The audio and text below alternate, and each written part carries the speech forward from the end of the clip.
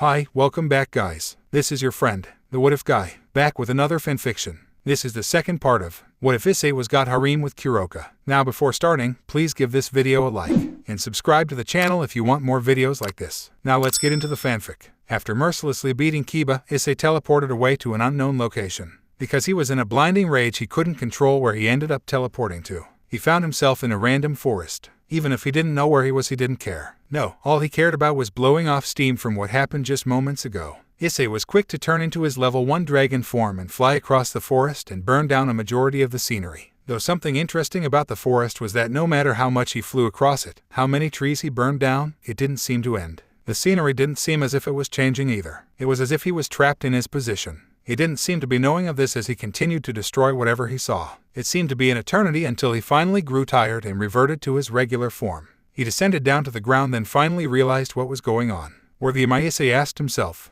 Well, you've been too busy destroying everything in your path. Damn it, I don't need any of this bullshit, I just want to know where I am. Well, we've noticed that no matter how far you fly, some scenery tends to reappear over and over again. So I fell into the trap. The question is, who said it? I believe I can answer that a female voice said. Issei looked towards the source of the voice and saw a shine of a bright yellow light. When the light faded, Issei saw whom he believed was the most beautiful woman he had ever laid his eyes on. She had curly blonde hair and bright green eyes. Her figure was one that a very few could rival, with the only people he thought could be comparable were Akino, Rias, Grafia, and Kuroka. On her back was a total of 10 angel wings. It's great to see you again, my beloved, she said. After recovering from her beauty, Issei was taken aback from what she had said. She's seen him before, sure, he had seen a few angels before, but he would have remembered her. What do you mean again? Issei asked. I've never seen you before. You may have never seen me, but I've seen you, she replied. My name is Gabriel, and I was the one who told Penemu to return to heaven after she took care of you. Penemu. He remembered everything she did for him. How she saved him, cared for him. She did everything she could for him in the few days he was with her. He remembered the promise she made to him about seeing him again. He longed for the day he could see her again. Penemu, where is she? I have to see her, Issei said. His voice had a hint of desperation in it as he truly missed Penemu. I would love to take you to her, but unfortunately I don't know where she is, as she became a fallen angel in the days following the two of you meeting, Gabriel informed.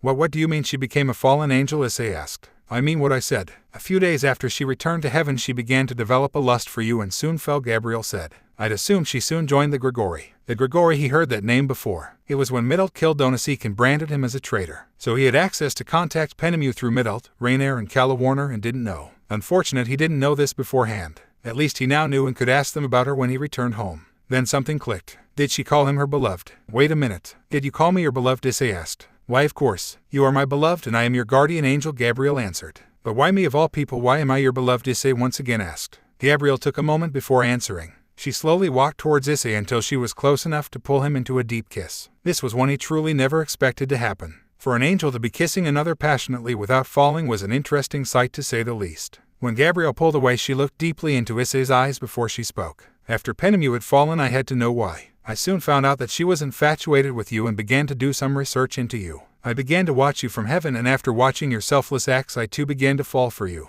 I soon found myself taking pictures of you and pasting them across my room. Both Gabriel and Issei blushed at the last part. For her to cover her walls of her room with pictures of him was sweet. A bit stalkerish, but still it's the thought that counts. I'm honestly surprised I myself haven't become a fallen angel, but I believe I know the answer. Unlike Penemu, I could control my desire to be with you. She had thoughts of lust for you while my thoughts were romantically pure, Gabriel continued. My beloved, I purely exist to be with you. Gabriel had sincerity in her words. Yet that is what worried Issei the most. She loved him, yet he didn't know enough about her to reciprocate that love. Gabriel, I understand that you care for me, but currently I cannot reciprocate those feelings, Issei said. You deserve a man's undying love, but I can't give you that. Instead of a look of sadness which other women would have after receiving such somber news, she formed a smile. I suspected as such from you, my beloved, putting the feelings of others before your own. I understand that you may not currently love me, but I am willing to wait for you. Gabriel drew Issei into one last quick kiss and began to walk away. Before she was enveloped in a shine of light and returned to heaven, she looked back to Issei with final words. I'll see you soon, my love. Left silent, Issei slowly placed his fingers upon his lips. He could still taste her lips on his own at that point. To think a seraph could love him. How strange the world may be. As Issei was left stunned at her actions, Vritra decided to speak up. You truly are foolish. She loves Issei in a pure nature. Sure, she does some strange actions, but the meaning is pure. I'm a heavenly dragon. Of course I would know. I'm pretty sure that title has nothing to do with the angels. Alright, since this useless banter is over, I'm heading home. With a snap of his finger, Issei was enveloped in shadows and quickly teleported back to the mansion. Upon her materialization in the living room, he was quickly swarmed by each of the girls. Issei, they cried in unison as they swarmed him. It was a matter of not being drowned by there, as every time he escaped one pair another would soon take its place. Once he was finally able to escape, he walked over to the couch and took a seat with the girls, trying to get a seat next to him. As his left and right side were taken by Rias and Kuroka, with his lap being assaulted by the blonde tsunderes. "Get off, this is my spot," exclaimed Middle as she tries to push off Ravel. "I'm probably gonna be marrying him, so I have priority," retorted Ravel. "Well, I've known him longer, so back off," Middle ordered. "Seriously, what the does no one see the similarities?" Issei thought. As the two were arguing, Lilith used some magic to move them over to the opposite sofa and sat herself on Issei's lap. She grabbed both of his arms and wrapped them around her neck. "My big brother," she stated. The two simply sighed in defeat as they understood they couldn't win against Lilith. She's his younger sister, so she had higher priority than most of the girls in the room. "So anyone want to explain why you're all being so attached?" Issei asked. "What the hell? You've been gone 2 days, of course we'd be attached," Rias exclaimed. 2 days, it didn't even feel like an hour," Issei thought.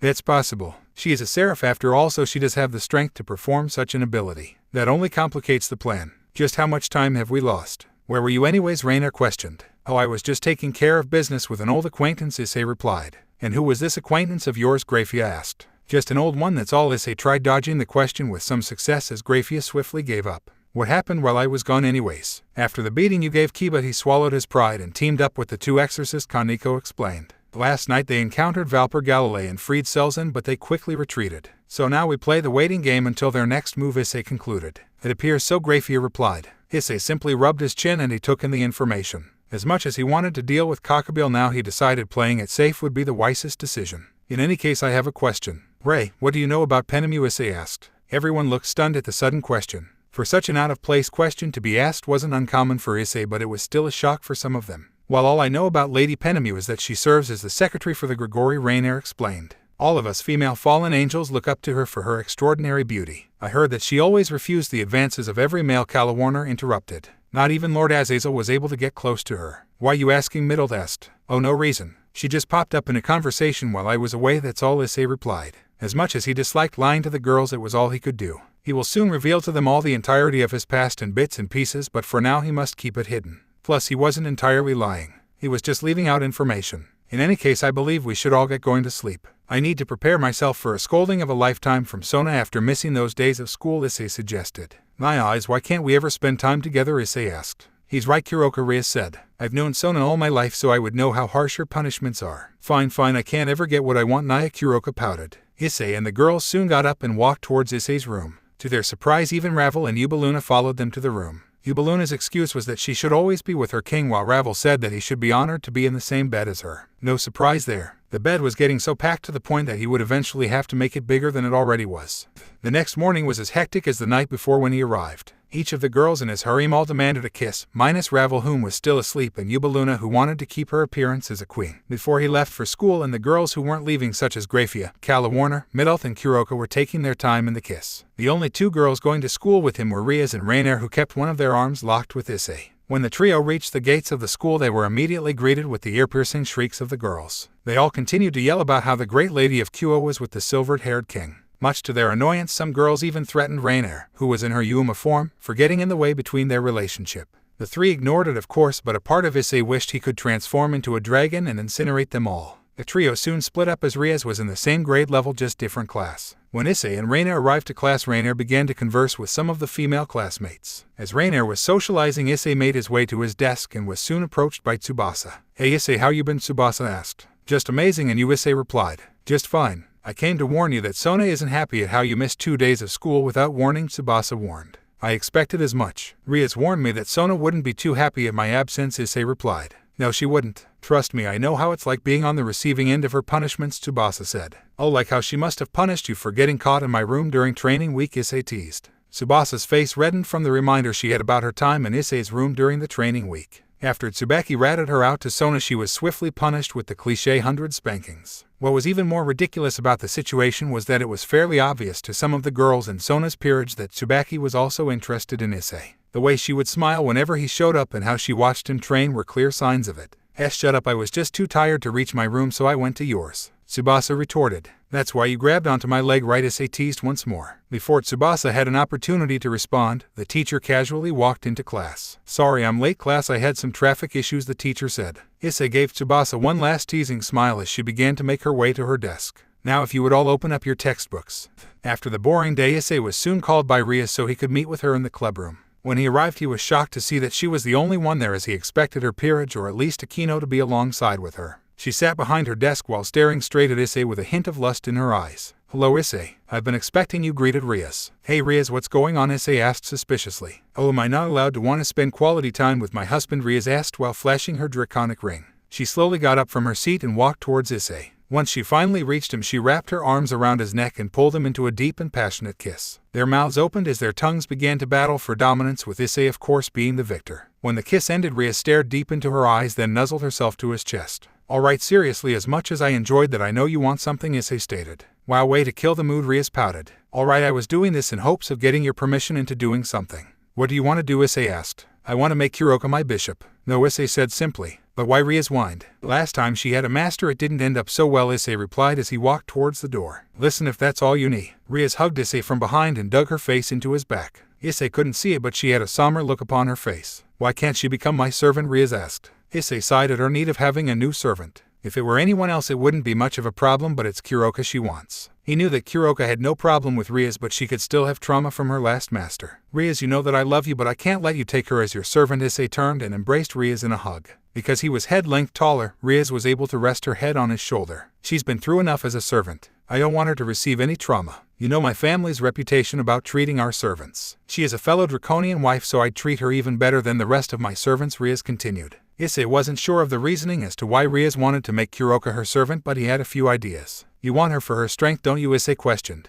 As he expected, nothing. He couldn't blame her, of course. Kuroka was a feared stray devil for a reason. With her senjutsu she could rival Grafia in terms of power, so it was understandable as to why she wanted her as a servant. Sigh, alright, let's come up with a compromise, Issei suggested. Ria's face immediately lit up as she lifted her head and stared into Issei's eyes. After the whole Kokabiel situation, I'll have a talk with Kuroka. In the off chance that she agrees, she will be reincarnated as a free piece. Rias immediately dug her face into Issei's chest and yelled in joy. She was overjoyed about the possibility of having someone as powerful as Kuroka join her peerage. Though Issei partially doubted that it would ever happen. Kuroka only ever listens to Issei, and even as a free piece she would still be considered a servant, which she didn't like. The two stayed in their loving embrace as they didn't want it to end. Although Rias isn't the main girl in his harem, he still loves her with all her heart. Issei didn't expect to fall in love with another woman, but against all odds she was able to sneak her way into his heart. But for Rias, their love was much more of a childhood dream of hers. Much like Ravel, Rias grew up with the stories of a knight in shining armor saving the damsel in distress from the evil dragon. Then recently she lived through those stories. Kinda. Issei was her knight in shining armor, and he, ironically, saved her from the evil dragon in the form of Riser. She accepting not being the first wife, as moments like this made it worth being with him. You know, I can't remember the last time we have time alone, Rias stated. Right. If I remember correctly, that was when you came barging into my room begging me to screw your brains out, Issei joked. And you definitely succeeded at that, Rias replied with a seductive voice. Well, we can get a ton of practice, and since purebred devils have low fertility rates, Issei concluded. You're thinking about your future family, aren't you? Rias asked. Of course I am. I'm passing on both the genetics of my great-grandfather Albion and the infinite dragon god Ophis. As narcissistic as it may sound, my kids will be the future of dragons, Issei explained. I intend on making my line as powerful as it can be, and you'll have me and the rest of the girls by your side. At every step of the way, Issei and Rias engaged in a long, passionate kiss as they began to make their way to the couch with Rias laying on top. But before they could practice their baby making, a miniature magic circle appeared between the two and a hologram of Akino came out of it. Rias, quick, we need you, exclaimed Akino. Akino, what's wrong? Rias asked. One of the exorcists were attacked by freed Selzen.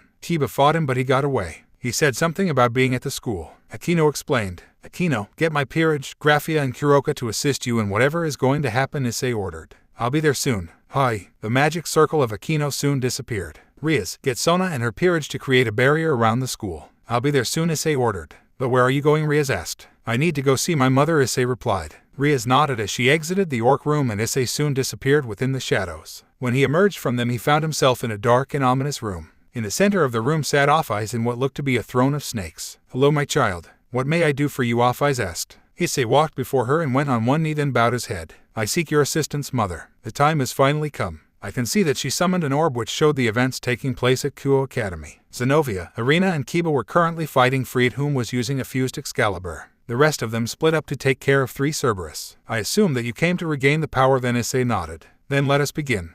God is dead, yelled the 10-winged cotter Kokabiel. The battlefield was shaken. Kokabiel held the only Excalibur fragment left in his possession, Nightmare. The only one unconscious was Irina as she was ambushed before the fight. Both Fried and Valper Galilei were dead, and Kiba held a new sword in his hand. The sword in question was one which shouldn't have been possible. The combination of both holy and devil attributes was unheard of. This led to Galilei assuming the death of God and resulted in his death by Kokabiel. Not only did the 4 devil kings perish in the Great War, but so did the father himself. Impossible. That's what they thought, at least. For the all-seeing father to be able to die was thought to be impossible. The system couldn't function without him. Couldn't it? Lies. It's all lies, Kokabiel, yelled an enraged Zenovia. God can't die. Then explain a sword created by both holy and devil attributes, Kokabiel retorted. For a weapon so contradictory can only be explained by his death. Then how is heaven still running without him controlling it? Zenovia asked. Michael has done a good job with taking God's place as heaven's leader, but without God some anomalies have occurred, Kokabiel answered. This is why the war must continue. With the angels suffering as they already are, they will be defeated easily. We fallen angels will defeat you pitiful devils and prove our superiority. Kokabiel, you don't need to do this, Rainier exclaimed.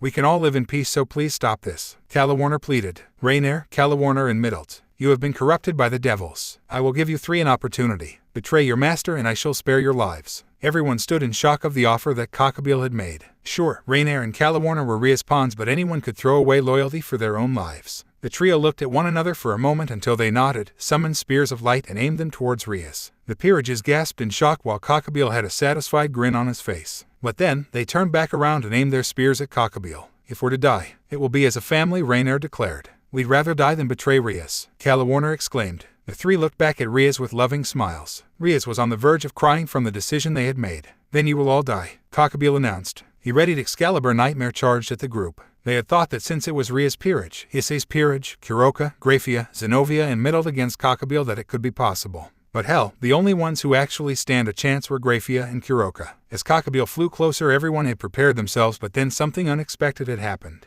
Chains had flown from behind Kokabiel and captured each of his arms and legs. They drew him to the ground until he was unable to move. Upon seeing chains, some of the girls had assumed it was Issei's doing, but Kuroka thought otherwise. Issei's chains were materialized shadows. These chains looked like a lousy copy of them. Who dares chain me up? Kokabiel furiously yelled. From behind, Kokabiel slowly walked a figure towards him. Everyone stood in silence as the steps got louder and louder as the figure approached. You're a rotten creature. No wonder my brother wishes to dispose of you, the figure insulted. That voice, everyone recognized it, yet they never heard it speak in such a manner. It was always so gentle, so sweet. No one would expect that person to speak to another in such a way. Creatures like you don't deserve the luxury of battling my brother. The figure finally reached the light and everyone's thought became a reality. It was Lilith. Although, it will be fun seeing you beg for mercy. Lilith, is that you? Kuroka timidly asked. Lilith looked towards the group. The mildly sadistic smile she once had formed into a gentle one. Of course I am. Who else could I be? Lilith replied sweetly. What are you doing here, Lilith? Where is Issei? Graphia asked. He's currently with Mother. She's making some modifications to his sacred gear, answered Lilith. Issei, that name was familiar to Kokabiel,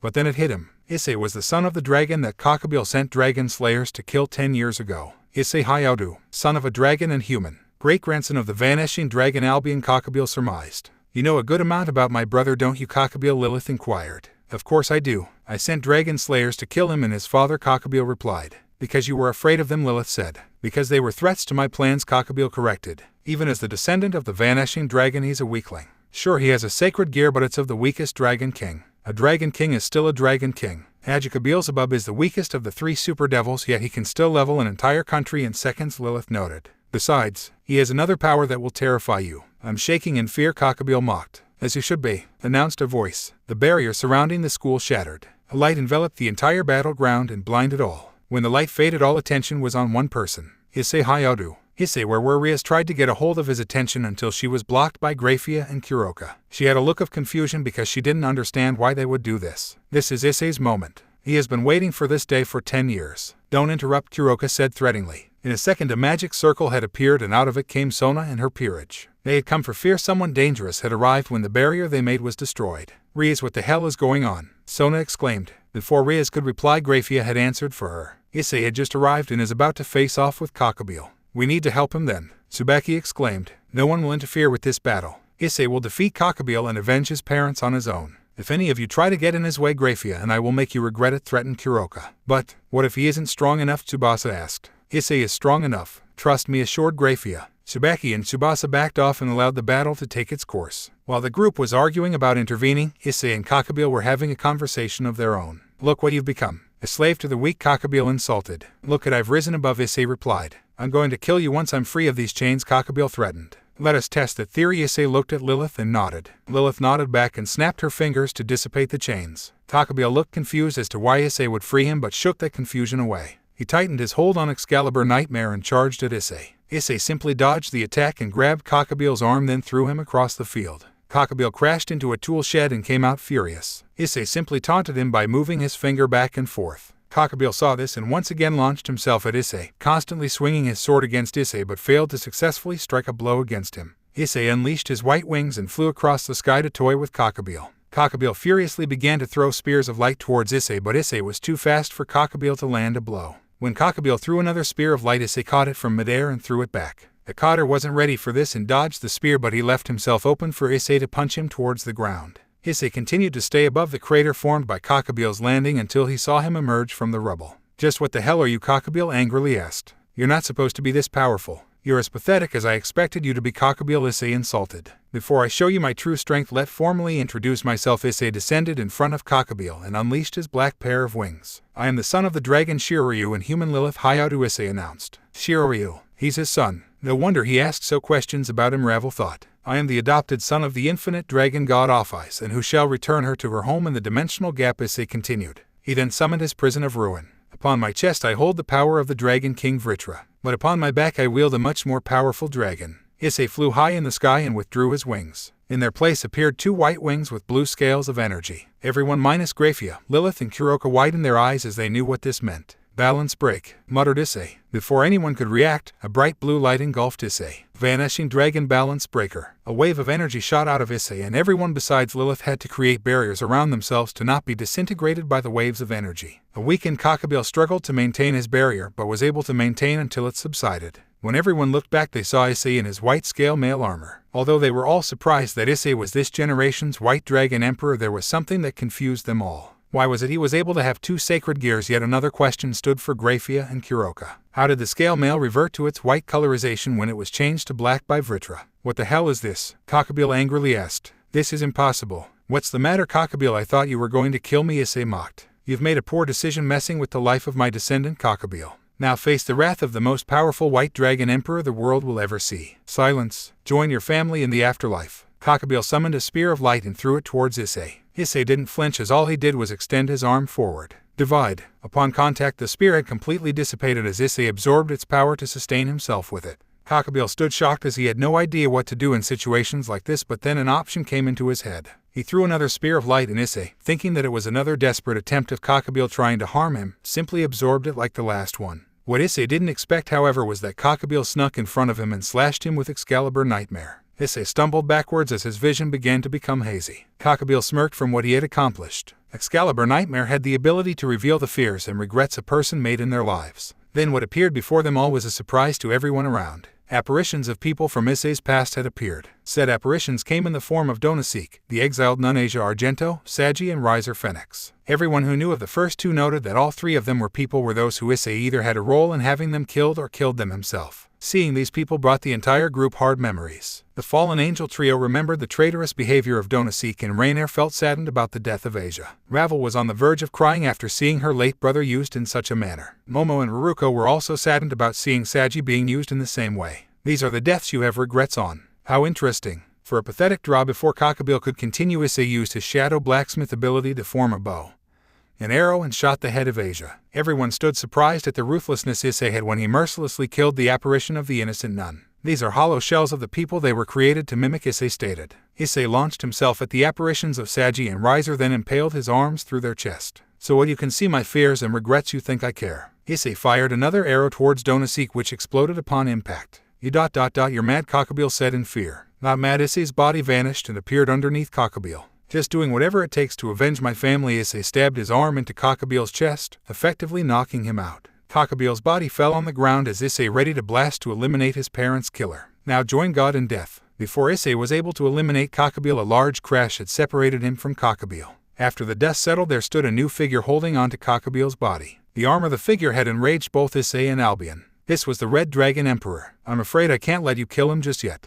Azazel still has plans for him, announced the figure. Vali, why are you here? Kuroka asked. Azazel sees use for Kokabiel. I was ordered to bring him back to the Grigori, Vali answered. I don't think that will be happening. Red One Issei interjected. I'll be killing him right here right now. Issei, I believe you should let her take Kokabiel to the Grigori for now. We could learn if he has any allies working with him, Grafia suggested.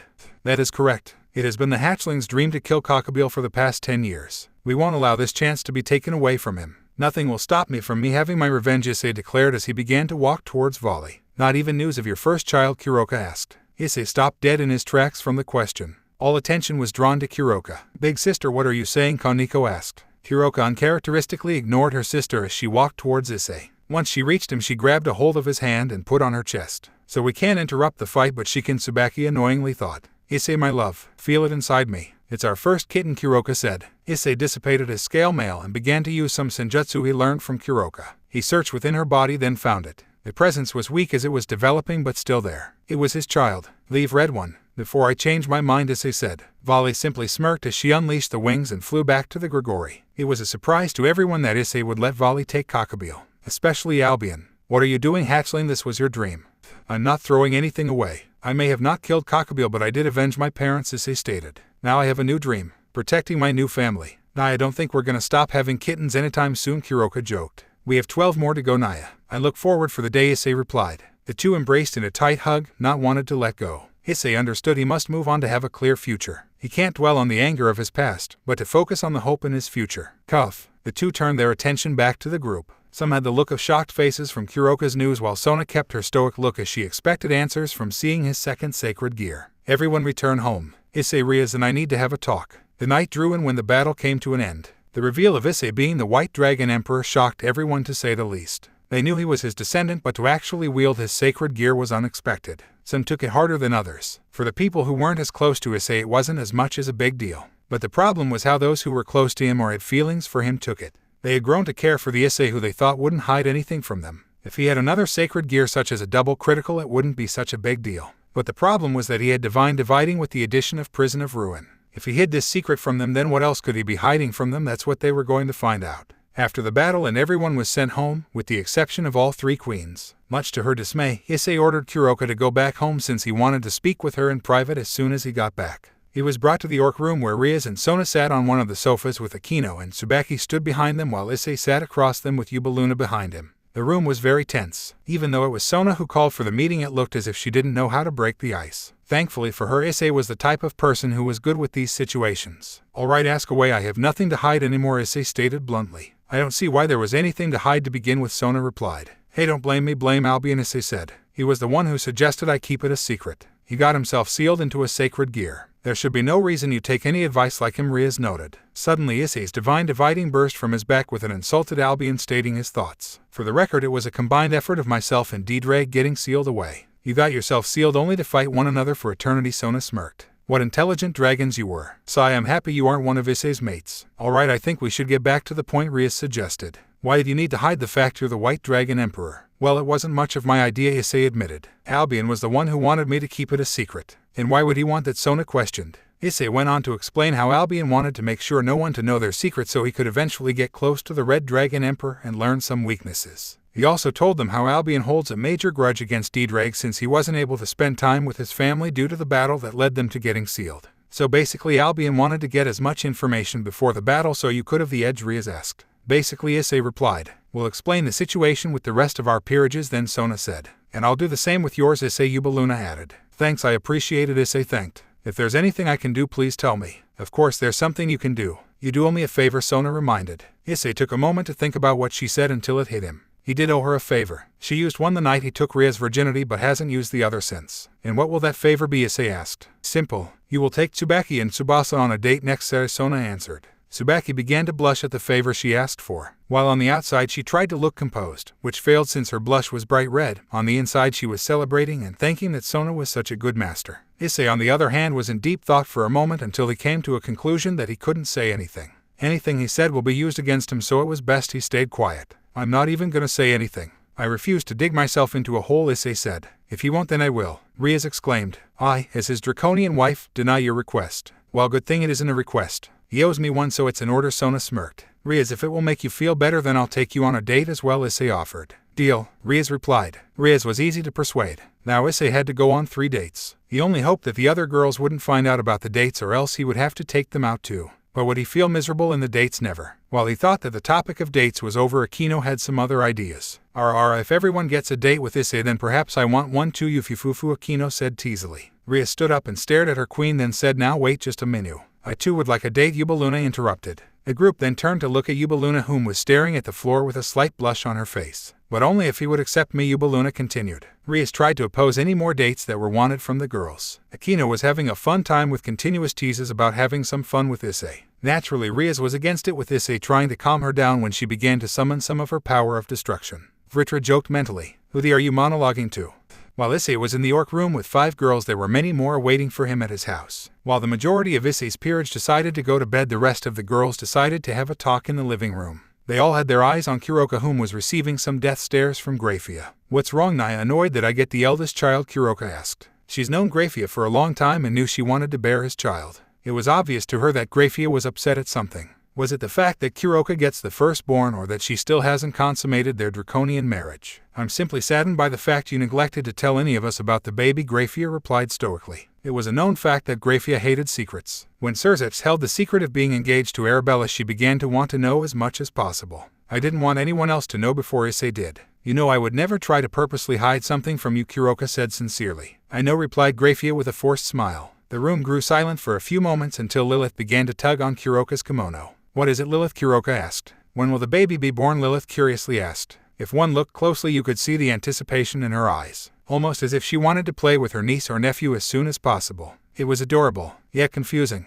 Lilith wasn't even a month old, yet she acts as a 10-year-old girl would. Could she take on any form like Ophis could possibly? It boggled their minds how Ophis was able to create a being out of nothing. Before Kuroka was able to answer Lilith's question, Middle did it for her. It'll take at least 8 months until it's born. For those who were uneducated on the reproduction of a Nekomata, which was a majority of them, assumed that because Nekomata were human-like yokai that Kuroka would be pregnant the same amount of time a human would be. Though how wrong they were. Actually, a Nekomata is usually only pregnant for 2 months. Nai started. A baby Nekomata at a much faster rate than most other species, and so we give birth much quicker. Finished lie. The looks on their faces were ones of complete shock. The only ones to not be fazed by the information were the 4 Nekomata, Grafia, Lilith, and Ravel. Middle looked embarrassed at making such an assumption, and Ravel's next comment didn't help at all. Don't worry, you were only off by 6 months, Ravel mocked. Don't act like you knew that, Middle exclaimed. Of course I knew that. I am a distinguished member of the House of Phoenix, Ravel replied with a smirk. While the two had a back-and-forth argument, the rest of the girls, with the exception of the 3 other Nekomata, finally realized something.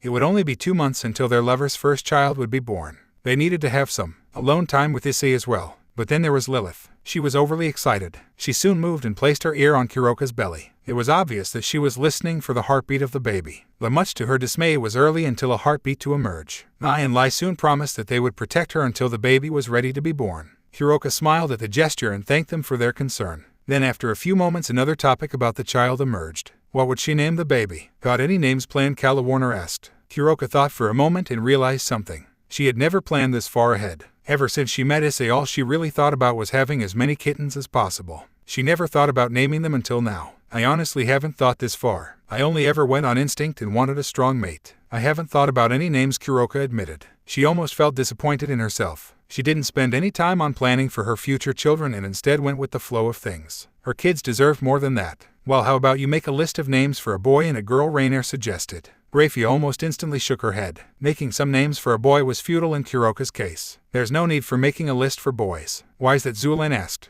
Unlike most other species, the amount of male Nekomata are very scarce, Kuroka explained miserably. The father could be of any species, and the odds it would be a boy will only be 10%. Is that why you demanded for so many kids? Carlamine asked. That's exactly right, Grafia confirmed. Even then, Kuroka would be lucky to have one son. Meanwhile, the Pure-Ed Devils have a hard time getting pregnant at all, Calawarner noted. Don't remind me, Ravel groaned. As much as she didn't want to admit it, she thought about having a kid with Issei one day. Hell, depending on how Issei felt about her, the two will be married because of the arrangement her parents made. Her parents. She had forgotten that she needed to inform them about Issei's lineage. To everyone's surprise, she disappeared through a magic circle without saying a word. Everyone was puzzled by her sudden exit. Everyone but Middle, of course. She always had something to say. Anyone else think she went to fantasize about Issei? Middle asked. You shouldn't be talking. The night that Issei and Kuroka had some alone time, you had your fingers in your crotch, Kalawarner reminded. I'm a fallen angel, what else do you expect? Midult asked. Kalawarner gave up on messing with Midult for the moment. For now she had other matters she needed to focus on. One of those matters being on how she can lure Issei into a three-way with Rainier. If she was going to lose her virginity, it was going to be at the same time her sister does. Period. Not long after Ravel left, a magic circle appeared before the group and out of it came Riaz and Yubaluna. Where's Issei? Grafia asked. Not sure. Ravel just came out of nowhere and took him, Riaz replied. Riaz simply scratched the back of her head since Ravel's appearance was very sudden. Then once more to everyone's confusion, the main door opened and revealed the blue-haired exorcist Zenobia. Please let me join your peerage. After Issei was randomly taken by Ravel to the Phoenix household, she told them the identity of his father. Lord Phoenix was ecstatic to hear that Issei's father turned out to be Shiryu. Once he learned of this, he immediately took Issei to one of the old mansions owned by the late Reynard Phoenix. Once Issei entered the mansion, he immediately saw a large statue of a dragon. The statue looked to be made of pure gold and looked similar to Issei's first dragon form. My father made this statue soon after your father disappeared. He had assumed that your father went to the human world to search for a mate and so wanted to make something to remember him, Reborn explained as he began to gaze upon the large statue. My father never expected the grandson of Albion to become so close to a devil after the original Satans helped seal Albion away. My father was never one to hold a grudge, Issei explained. He admired the look of his father in his dragon form. He had never personally seen it as he didn't know about his true lineage until his parents died. Which of his dragon forms is this made after? Dragons have multiple forms, Reborn asked. Well, I do, so I assume that he does as well, Issei replied. Reborn nodded as he tried to remember if his father ever mentioned if Shiryu had multiple forms, but had no recollection of so. I don't remember my father saying that yours had multiple forms. Interesting, Issei replied. Do you think you can show us one of your forms? Ravel asked. From all the talk of dragons having multiple forms, she got curious and wanted to see one of the forms for herself. After a few moments of thought, Issei decided to grant her request and transform into his second dragon form next to the statue of his father. His second form was more bulkier than the slimmer first form, as it was much taller, with spikes appearing from his wings and more on his shoulders. On both wrists appeared two large blades facing inward and the horns on his head facing backward. The two phoenixes gazed upon the magnificence of Issei's second dragon form. Reborn saw the similarities between Issei and his father. It brought back the memories of Lord Reynard telling him stories about his days with Shiryu. For many years I have admired the statue of your father. I would have never imagined I got to meet his son, Reborn said. Issei then reverted back to his human form, to which Reborn placed his hand on his shoulder. Now let's get to business. When will you marry my daughter? Are we still on that? Issei asked. Of course we are. Not only are you the son of my father's most trusted companion, but you also have access to the Phoenix clan's Phoenix regeneration. Reborn exclaimed. This is not just a coincidence, you were meant to be a part of our family. Issei internally face-palmed while Ravel blushed at her father's ideas. The two weren't sure of what to say next until Issei decided to speak up. If Ravel wishes to be with me, then I have no objections to the marriage, Issei stated. Reborn smiled at Issei and then looked towards his daughter for her input. I wouldn't mind having him as a husband, Ravel timidly stated with a blush over her face. But it's not because I like you. I'm doing this for my father's sake. I expected as much, Issei chuckled. The rest of the evening consisted of Issei being dragged around by Reborn to other mansions that had a significance to Shiryu. Once all of that was over, Issei decided to return home, but not before visiting his original home, where it all started. He appeared before the abandoned house he and his family once lived in. All the memories of the days he spent with his parents. It was true he was confined into the home a majority of the time, but he still loved his parents. They were all he needed growing up. The home was in the outskirts of Kyo, away from all the residents of the town. It surprised him that after 10 years it had remained untouched. He went to the back of the home where he found 2 tombstones. After Ophis left him and awakened his sacred gears, he personally made a tombstone for his parents and buried his mother himself. He knelt before his parents' tombs and prayed to them. Hey Mom and Dad, it's been a while since I last spoke to you. I just wanted to say that I've avenged you. Kokabiel won't be ruining any more lives. I may not have killed him, but I know I got the message across. Issei began to tear up as he spoke to his parents. I have good news. I'm going to be a dad soon. You both know Kuroka. I've told you about her a few times. She's pregnant with my kid. You're going to be grandparents. I love her and the other girls so much. I hope I made you proud. The wind howled as he finished his talk with his parents. He placed his head against their gravestones as tears flowed through his eyes. They would be proud to see the man you have become. Yes, they would. Issei turned around and saw Kuroka, Grafia, and Ria standing behind him. They were touched by the words Issei had said moments ago. So this is where you buried them? Grafia asked. Yeah, it is. I'll never forget the day that they died. We were spending some quality time as a family until an arrow came through the window and pierced my mother's head. It wasn't long until 2 dragon slayers came into the room and cut down my father, Issei replied. Without another word, Kuroka knelt before the gravestones and spoke to her in-laws. Hello, mother and father. My name is Kuroka. I'm sure Issei had spoken about me at one point or another. Thank you for bringing Issei into this world. Without him I would probably be dead by now. Your son means the world to me. I love him so much. Soon, when our baby is born, we'll be able to spend time as a family after Kuroka. Both Rias and Grafia went on to explain to his parents how much he means to them. Issei knew that his parents would have loved to meet them. Once they were all done, they entered the house and the girls were horrified at what they saw. Splatters continued to stain the walls and arrows were stuck on the furniture they landed on. Why would they do this? Rias asked herself. Kokabiel saw us in his way. He didn't want to take any chances, Issei explained. Did you bury your parents yourself? Grafia asked. I only buried my mother. As for my father, I couldn't even find his body, Issei explained. I spent hours and hours searching for any trace of his body but failed to find anything. It's like he disappeared. When they were done with everything they had to do, they teleported back to their home to get some rest. All the girls were already waiting for him on his bed as he crawled his way into the center of it. Once he got in place, almost by instinct, the girls grabbed onto any part of him that was available. He was home, and nothing could ruin it. Nothing. When Issei finally woke from his slumber, he found himself in an odd state. To his surprise, he found the bed empty, something he would have never expected to happen. He looked towards the clock and realized why he was alone. It was noon. He missed school. He debated on going to school, but at this point there was no point. He would rather have Sona scold him for his actions rather than waste a few hours at school. With his decision set, he decided to go get some breakfast, and so he had a quick shower, then went his way towards the kitchen. Once he arrived, everyone he expected to see. While a few of the girls living in his house did go to school, the vast majority of them didn't. This included Kuroka, Grafia, Middle, and his peerage. Although he didn't see Lilith around, he knew she was lurking around like usual. He went to take a seat next to Kuroka, and while she clung herself to his right arm, he rested his hand on her stomach. My eyes, are you excited to be a father in a few months? Kuroka asked. She snuggled her head more into his arm as she began to purr. I'm not exactly sure how to feel about being a dad, Issei sheepishly admitted. I've only known mine for 7 years. How am I supposed to know what to do? You shouldn't worry about that, Naya. You'll be a great father, Kuroka assured. Issei loved her for confidence she brought him. Everything was going by so fast he couldn't comprehend it all. Yet there was another issue that he found in this. He understood that all Nekomata had the ability to tell whether they are pregnant or not. This meant that Kuroka knew she was pregnant from the beginning.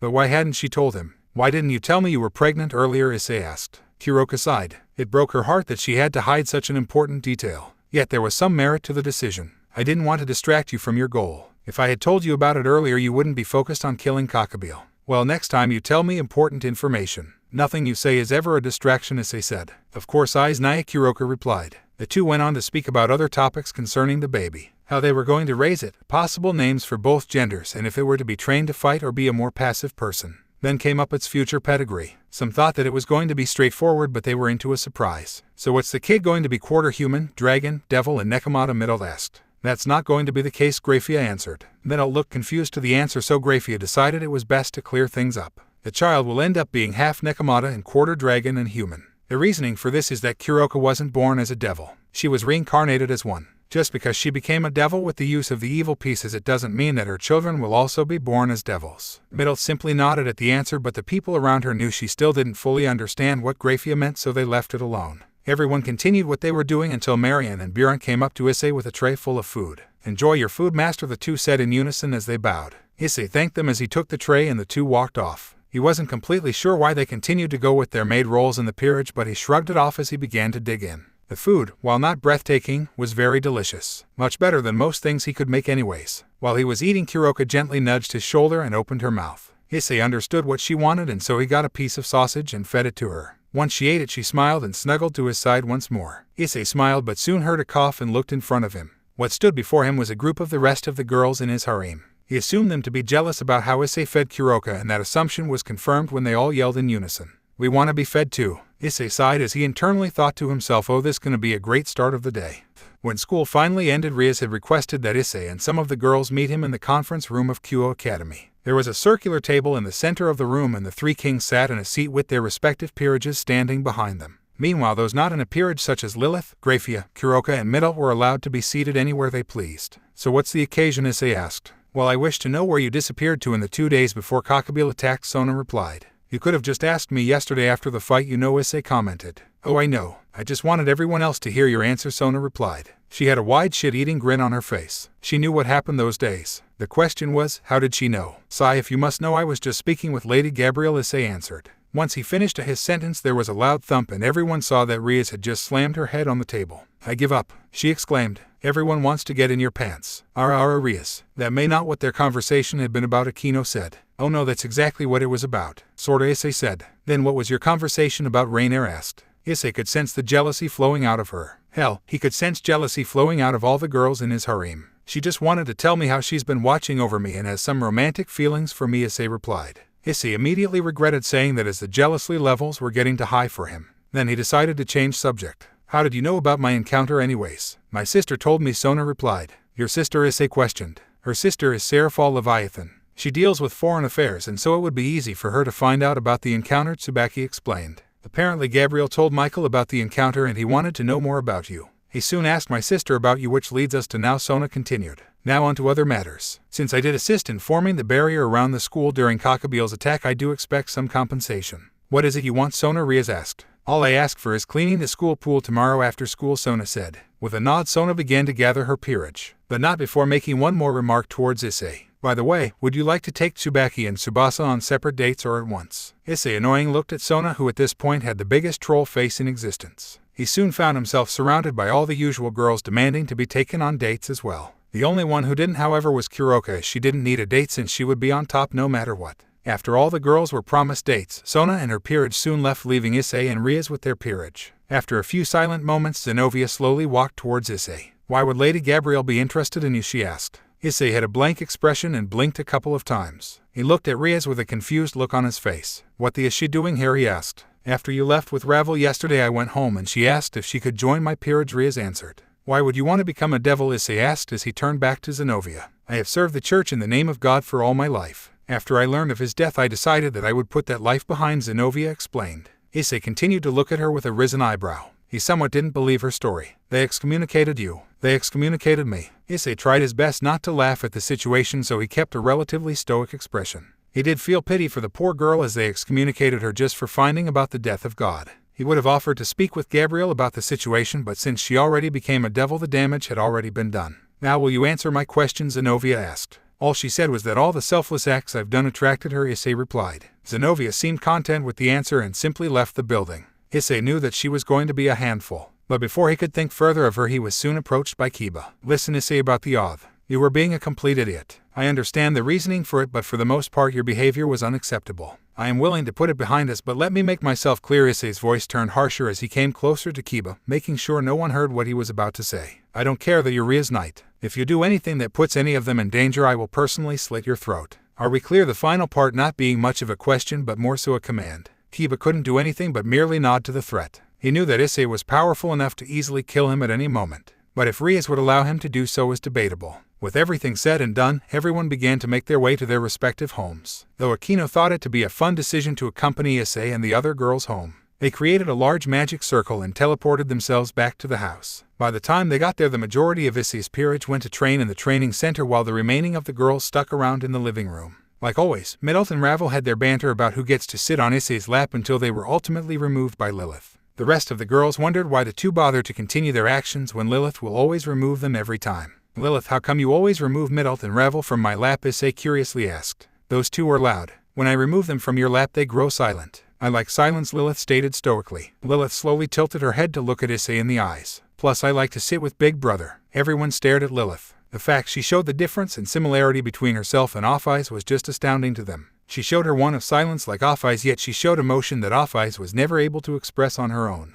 You can never get a read, that girl, Calla Warner joked. No kidding, Raynor said. Lilith sure is an interesting one, Riaz said. And you want to screw her brother until he impregnates you, Akino teased. I always wanted kids. Issei is the best man there is to be their father, Riaz shrugged. It was a surprise to Akino at how calmly Riaz replied to her tease. If it were the day before, she would be all over her, yet today she reacted calmly. You're not flustered by the remark? Akino asked. I have no reason to. I love Issei and I'll embrace that love, Riaz replied. Issei would have said something to Riaz, but when he tried, Lilith immediately demanded his attention. The remainder of the day went as expected. All the girls took turns snuggling with Issei for a while. All of them but Yubaluna, Zualan and Carlamine. The three seemed more withdrawn about making any romantic advances towards Issei. Even during the meeting between the kings and queens, Yubaluna seemed nervous about even suggesting Issei to take her on a date. Could it be because they thought themselves unworthy of being lovers due to their servant status perhaps? But for now he decided to put it off and talk to them about it on a later date. Akino soon returned home and the rest of the girls went to sleep. Issei and Grafia, however, decided to stay in the living room.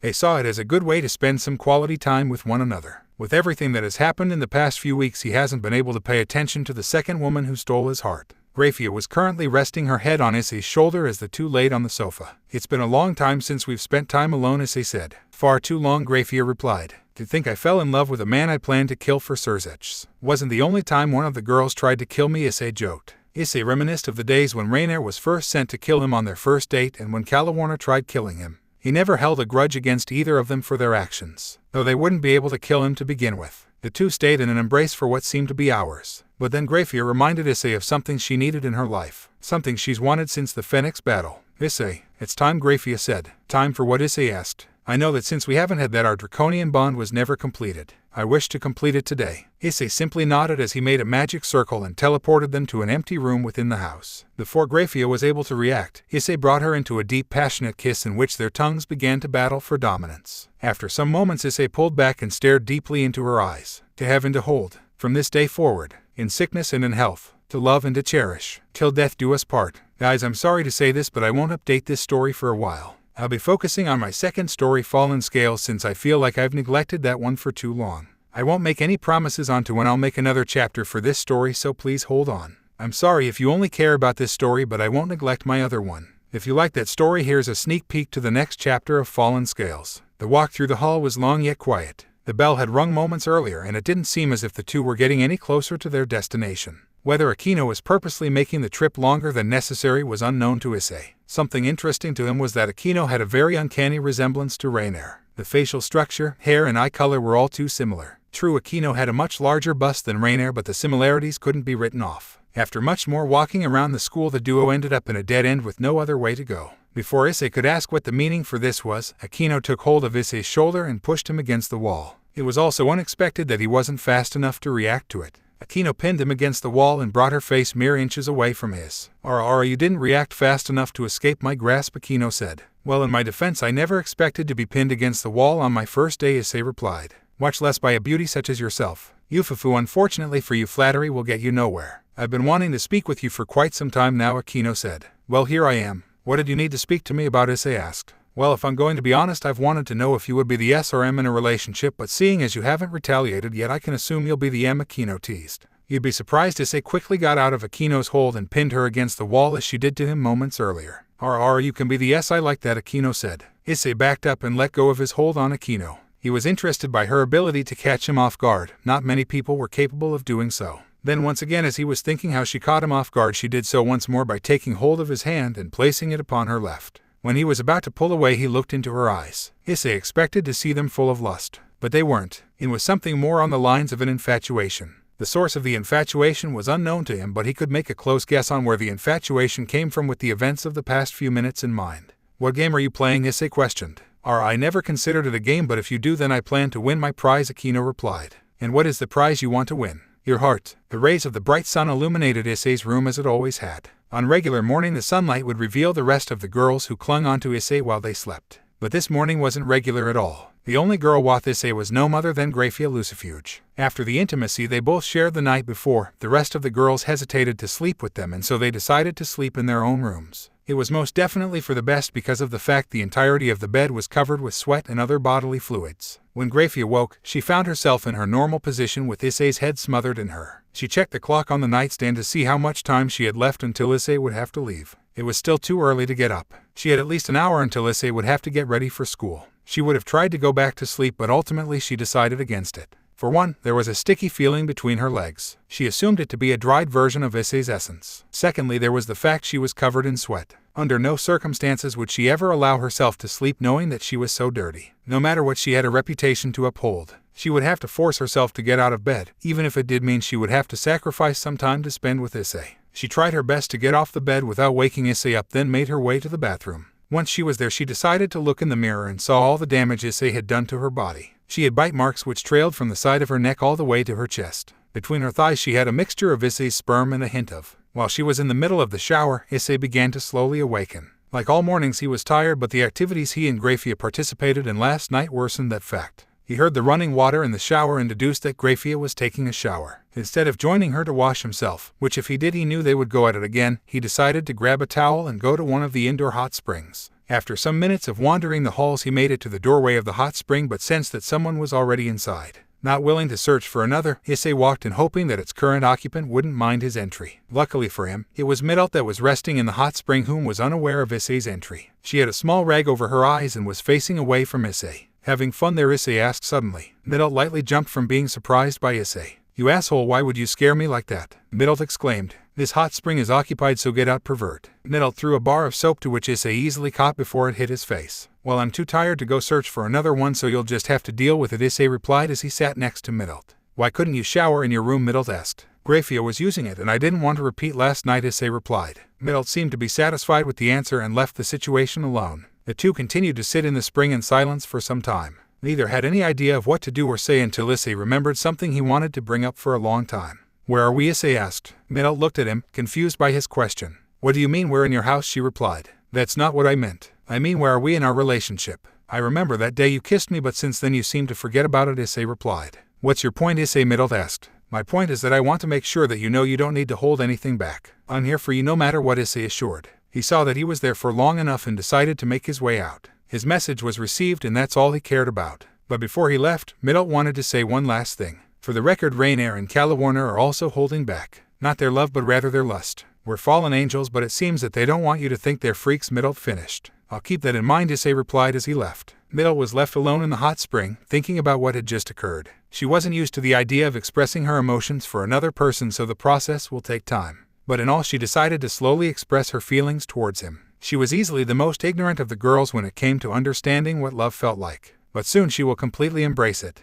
Issei had to wander the halls once more so he could return to his room, but this time he had an odd feeling. He had the strange feeling that he was being followed by someone. He wanted to shrug it off as Lilith being Lilith, but there was a problem to that. There were two pursuers, not one. It couldn't have been the other girls either, because they would be more upfront with him rather than choosing to follow him. Issei sent a beam of energy towards the pursuers as a warning shot. Once he did, their energy signatures disappeared and he continued his walk towards his room. Though unknown to him, the two pursuers already got what they wanted. In a cabin outside of Kyo, two young dragoness whom were only a year younger than Issei sat on a round table to converse of what they saw in Issei's household. The two were twins, with the only thing differentiating them were the color of their eyes. One had light blue eyes while the others were gold. The two wore matching purple yukatas, with the obis being the color of the other's eyes. That was a good learning experience, the blue-eyed girl said. Yes, but it's only been the first day and he already sensed us. I should have never listened to you, Zia, the other replied. You're as worried as always, Ani. He'll probably shrug it off, Zia assured. Besides, Mother won't care if he knows we're here. I don't get why she wants us to watch him anyways, Ani groaned. Zia stood from her chair and looked out the window.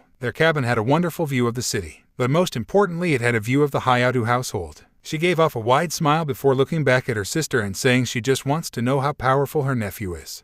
When Issei returned to his room, Grafia had already left, so he quickly got into his school clothes and went to the kitchen to have some breakfast. He was surprised to see that everyone besides his peerage was awake by this time. Even Kuroka, who would usually sleep until noon, was awake and in some normal clothing. Why is everyone up so early? Issei asked the group as he approached them. Ravel was the first to answer his question when she replied, today is open house. All of the parents will be attending. Once Issei processed what Ravel had said, his mood immediately dropped. Before anyone could say anything, Issei walked out the door and slammed it behind him. The rest of the girls were shocked to see how Issei reacted. Whenever he acted like that, there has always been a reason for it. But this time it was so sudden and none of them expected it. What was that? Kaneko asked. I have no idea, Caliwarner answered. Should we go after him? Rainier asked. No, it would be best if we gave him his space, Grafia suggested. The girls decided to cooperate with Grafia's request and move on. But Kuroka wasn't as comfortable with that idea as the others were. Because Kuroka had a deeper draconic bond than Ria's and Grafia, she felt the emotions that Issei gave off. Everyone else would have assumed that Issei was just mad at that moment, but Kuroka knew it was more than that. He had feelings of loneliness and sorrow. She wasn't sure where these emotions derived from, but hoped he would talk to her about it. On the walk to school, no one was able to find a trace of Issei. Even Kuroka had a hard time attempting to trace his Kai, but continuously failed. Before the classes started, Rias made her way to the student council to tell Tsubasa about the situation with Issei. She knew that Tsubasa was in the same class as him, so going to her would have been a no-brainer. She also suggested to her that she gave Issei his space and not try to bother him. When the bell finally rang, everyone made their way to their respective classes to prepare for any relatives who were visiting. When Tsubasa entered her class, she saw Issei sitting by the window and staring outside. As much as she wanted to talk to him, she decided to take Ria's advice and let him be. After a few minutes, a second bell rang, which allowed the visitors to enter any classroom before activities took place. To Tsubasa's surprise, the only visitors for Issei were Yubaluna and Grafia. She surmised that Kuroka decided to go to Kaneko's class and the rest of his peerage stayed home to be more discreet. Obviously, having a whole group of women follow a single male wouldn't look so modest. Issei didn't pay any attention throughout the entirety of the class and dozed off for the majority of it. It wouldn't have bothered Vritra because she knew that a dragon wouldn't exactly love school, but this took it to a new level. Issei would have gotten away with this behavior on normal days, but his teacher had something else in mind. Hayato, would it kill you to pay attention in class and work on the activity? The teacher annoyingly asked. Issei was knocked out of his gazing and met with a block of clay sitting at the center of his desk. He looked around the class and saw the rest of the class already making things out of their blocks. Even Tsubasa was working on some clay boxing gloves, fitting for a rook. He wasn't sure on what to make out of the clay he had. All he could think about was the parents sitting at the back of the room. He closed his eyes to try to forget about them, but it just wasn't happening. He kept thinking about his own parents and how he had to endure seeing the other students happy with their own. He thought he had gotten over their death, but apparently he was mistaken. He wondered about the rest of his extended family. Then he remembered how his father said one day he would meet his own. Looks like Issei can do something after all, the teacher exclaimed. Issei snapped out of his thoughts and looked at what the commotion was about. But then he saw something that almost broke his heart. Before his teacher could applaud him even further, Issei stood up and left the classroom. At first the teacher was confused at why Issei left, but once he took another look at what Issei made, he completely understood. All Vritra and Yubaluna could do was stare at the piece Issei made and shed a single tear. After Issei left the class, he decided to go to the roof so he could be alone. But to his dismay, he couldn't get that wish as he sensed someone familiar. "What the hell do you want, Kurai?" Issei annoyingly asked. Out of the shadows came the Okami, Kurai. The two haven't talked since he imprisoned Minakui in the prison of shadows. Issei assumed that he would have stayed in Kyoto with Hikasa, but it appears that Kurai had other plans. "You're as nice as ever, Hayato," Kurai sarcastically replied. "I'm just here cause Azazel has a message for you." "So you're the Grigorous new lapdog," Issei mocked. "As if. I just need money and I'm being paid handsomely," Kurai replied. "You were adopted by Yasaka. Why would you need more money?" Issei asked. It made no sense to them at all why Kurai would want to work since Yasaka could financially support him for life. "Unlike you, I refuse to live as a freeloader. I don't want to be like you where you just ask Ophis for something and she creates it out of nothing," Kurai replied. "Alright, as much as I'm loving this conversation, tell me what Azazel sent you to tell me," Issei annoyingly ordered. "Watch your tone, you lizard," Kurai said threateningly. "Azazel wants you to know that you can come to the Grigori and kill Kokabiel whenever you want. This leaflet will teleport you there." As Kurai was about to give Issei the leaflet, Issei burned it until nothing but ash was remained. "Tell him thanks, but no thanks. I don't want to see Kokabiel ever again," Issei said. He decided to go back to the gymnasium and wander for a while. Meanwhile, Kurai stood where Issei left him and scoffed. "Damn bastard is too proud."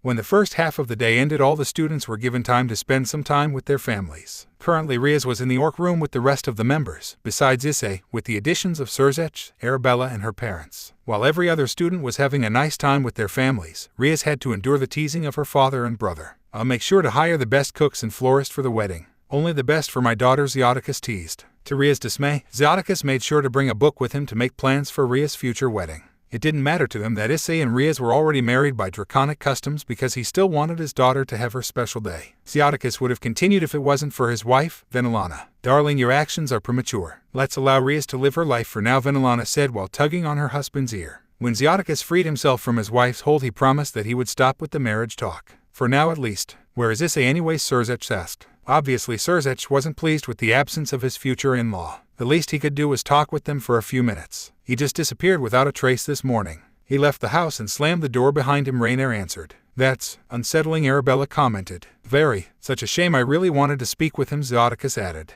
Almost on cue, the door to the clubroom opened and revealed Vritra and Yubaluna, neither of which had a smile on their faces. Not even a forced one. Kuroka was the first to catch wind of this and asked, "What's wrong, you two? You look like you've seen a ghost." Vritra pulled an item from a magic circle and placed it in the center of the main table. "Issei made this during class today." From what was a joke from Kuroka seemed to be a reality. In its own way, when everyone saw what Issei made during class, they began to understand why Issei acted as he did. The clay sculpture that he made was in the form of his late mother. It wasn't a normal sculpture of her either. Instead, it was her laying down in a coffin with her hands on her chest. Around her were flowers that covered her from head to toe. There were even engravings on the side of the coffin. It read, "Lilith Hayato, loving mother and wife who tamed Shiryu, 19XX 2617. None of the girls were able to understand how they didn't know sooner. Someone who had lost their family wouldn't be so thrilled to be around other families. If they had prepared him for a day like this, it could have all been much smoother." Out of nowhere, a small cloud of shadows appeared and out came Lilith. She noticed the glum faces a majority of the room had, but soon was drawn to the sculpture. She lowered herself so she was at eye level with the sculpture but wasn't sure who the woman was. She confusedly looked up to the others for some clarification.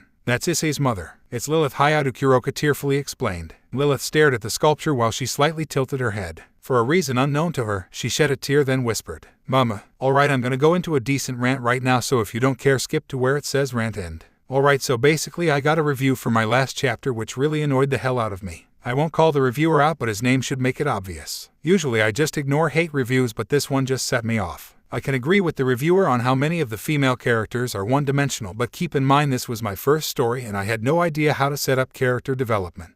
I think in my second story I do way better on progressing characters, but in this one I'm lacking. From here on out I will do my best, but I can't do it perfectly. The only reason I started writing WSS because I had ideas that no one to my knowledge has done before. I never read books outside of school, so I don't know a lot of basic things that I should. If you're gonna hate on my story, then go ahead. But keep in mind I'm one guy who doesn't have the experience like the more popular DxD fanfic writers. Rant over. With all that out of the way, I got other things to say. Recently I've been tempted to start the sequel story to this fanfic about Issei's kids, but it's gonna have major spoilers for future events. I could wait off until December, which is probably when this story will end, but please give me your thoughts. Another thing is that school just started, so my updates won't be consistent. You can spam my PM if you want, so you get my attention to work on this story. The next chapter should go up by Sunday, but we'll see. The young Lilith continued to stare at the little sculpture for a few moments until she did something unexpected. She created a few snakes to completely surround it. When she finally made the snakes disappear, the sculpture slightly changed. It was now colorized, with Lilith wearing a black dress and the flowers around her being white. Standing beside the coffin were Issei and his father with their hands holding onto it.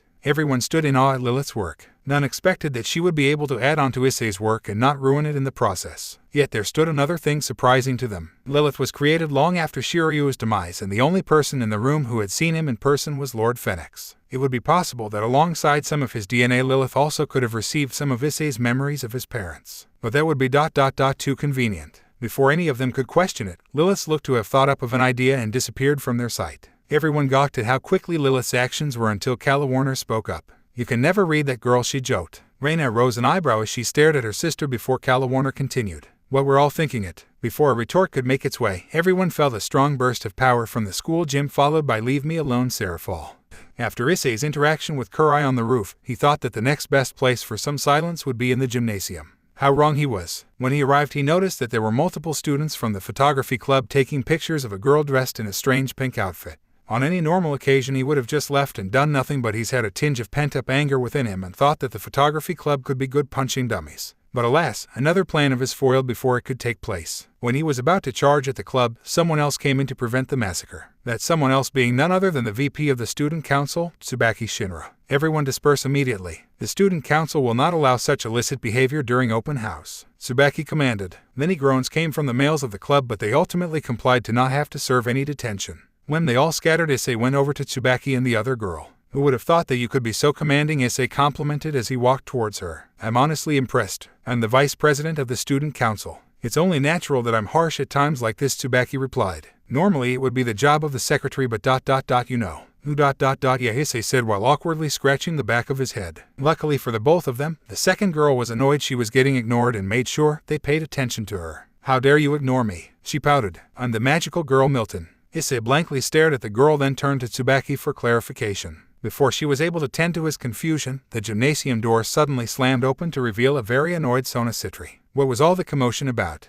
Before Sona could finish her sentence, the girl in pink quickly rushed towards her. "Sona, I was looking for you," the girl exclaimed. Serafal, Sona stuttered. "What are you doing here? What's the matter? You're all red. Aren't you happy to see your big sister?" Serafal asked. "You should be running into my arms and telling me how much you missed me, I'd say." As Serafal bombarded Sona, Issei once again turned towards Tsubaki to answer some questions. "That Serafal Leviathan, I expected someone more professional," Issei commented. "You're unfortunately not the first person who said that," Tsubaki replied. "Sigh, why are all the Satans so crazy?" Issei asked himself. "Leave me alone, Serafal." Issei and Tsubaki both jerked towards the two citrus and saw Sona running in circles with Serafal chasing her. They noticed how Serafal kept waving her staff around while she yelled about wanting to spend some quality time with her. "That Serafal sure loves her sister," Zioticus commented. Issei and Tsubaki both yelped once more when they were startled by Zioticus' sudden appearance. "Why is everyone coming out of nowhere?" Issei yelled mentally. Although he isn't the only Satan that's obsessed with their sister, Zioticus finished. "Are all the Satans Siskins?" Issei questioned. "You have no idea," Arabella sighed. She recollected of the days when her elder brother Falbium was close to become a Siskin until she entered a relationship with Serzic. When Serafal took notice of the entry of the others, she lost interest in chasing her sister and went to greet them all. "Riaz, it's so nice to see you again," Serafal said. "It's great to see you too, Lady Leviathan," Riaz replied.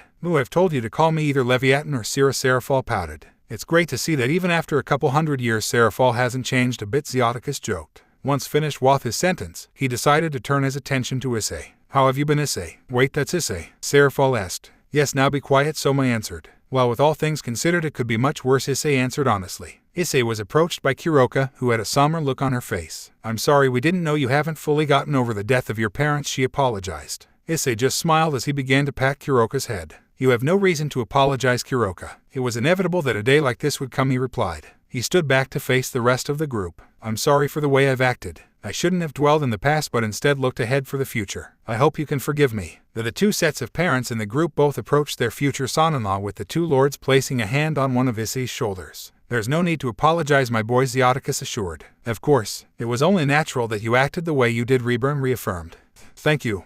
After the school day ended, the entire group made their way to the Hayadu household. For a majority of the walk there, Issei and the girls explained to the adults recent events that transpired, such as Issei's meeting with Gabriel and Kuroka's pregnancy. Zeoticus and Venilana were both understandably disappointed by the fact that Rias wouldn't be able to give birth to Issei's eldest child, but in the end decided to push for her bear his second child. Perhaps we should renovate the home even further to accommodate for our future grandchildren, Zeoticus suggested. What luck we have for the father to be the White Dragon Emperor, Venilana added. Meanwhile, Rias dug her face into her palms, attempting to hide her embarrassment. I'm in the deepest level of hell right now, she groaned. Issei chuckled at Ria's embarrassment as they made it to the doorway to his house. Home sweet home, he thought as he opened the door. Hey bestie, what took you so long? Exclaimed Volley. Oh boy, Issei muttered. Kuroka ran into the home to embrace her best friend. Ever since she left her job, the two hadn't seen one another apart from the days leading up to the Kokabiel fight and during the end of the fight. What are you doing here? Kuroka asked. Ophis invited me, Volley replied as she gestured to living room. There sat Ophis sitting on one of the sofas while Lilith sat on her lap. The two scrolled through the shows on the TV as they attempted to find something they found amusing. Apparently they've been watching something called Dragon Ball Z Abridged, and once he heard a conversation he understood why they found it amusing. Oh, you think you're being cute? A green creature asked. I'm adorable, a short blonde guy replied. Once Ophis realized the group had finally arrived, she turned off the TV and approached them. It was clear some were somewhat uncomfortable being around her, but there were some who didn't let her power faze them. Hello, Issei. Lilith told me it was open house, so I came here, Ophis said. Is that right? Thank you, Lilith. I'm happy you brought her, Issei replied while petting Lilith's head. Ophis summoned a magic circle and pulled out a small book titled Pictures of Issei. I have brought photos of Issei.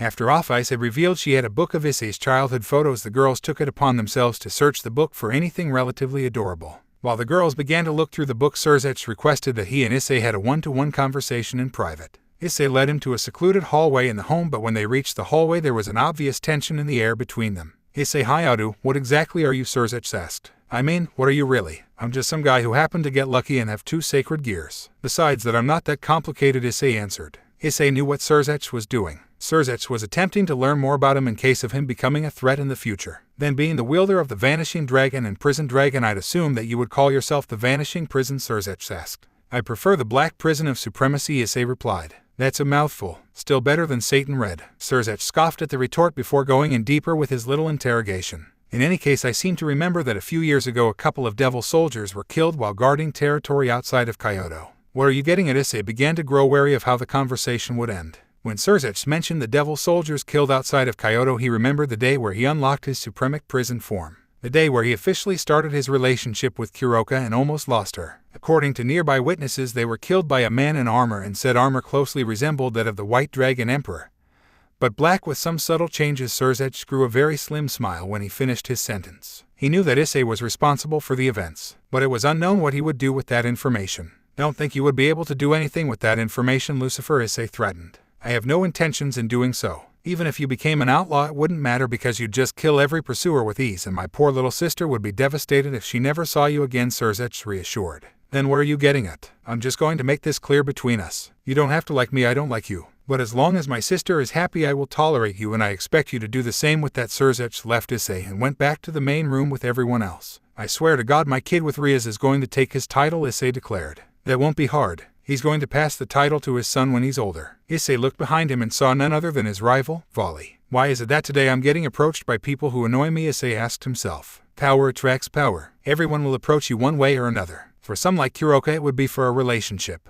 Then there's people who will challenge you, Volley answered. And which reason did you approach me for? Issei asked. For now, just to talk. But eventually it will be to battle, Volley replied. Now, I heard Surzech talk about your black armor which resembles the White Dragon Emperor's armor. Care to explain that? It surprised Issei how she wasn't being subtle at all with wanting to know his secrets. A small part of him would commend her for being honest, but a majority would call her a fool for being so upfront with her rival. All I will say is that it's basically a dual balance breaker that's activated by a chant, Issei answered. It didn't hurt to tell her at least that much, as it didn't give away its full capabilities. So you're not stupid enough to tell me all about that power. I can see why Kuroka chose you to be her mate. Too bad for Biku. Vali began to walk the same direction Surzech did earlier to regroup with everyone else. Meanwhile, Issei stood alone in the hallway processing his conversations with Surzech and Vali. Between those talks only one thing seemed important to him. Who is Biku? The living room erupted with ear-piercing shrieks from a couple of the girls. After a minor argument between them for rights to flip through the pages of Issei's memory book, Ophis decided to use her abilities to project holograms around the sofas to display what the book contained.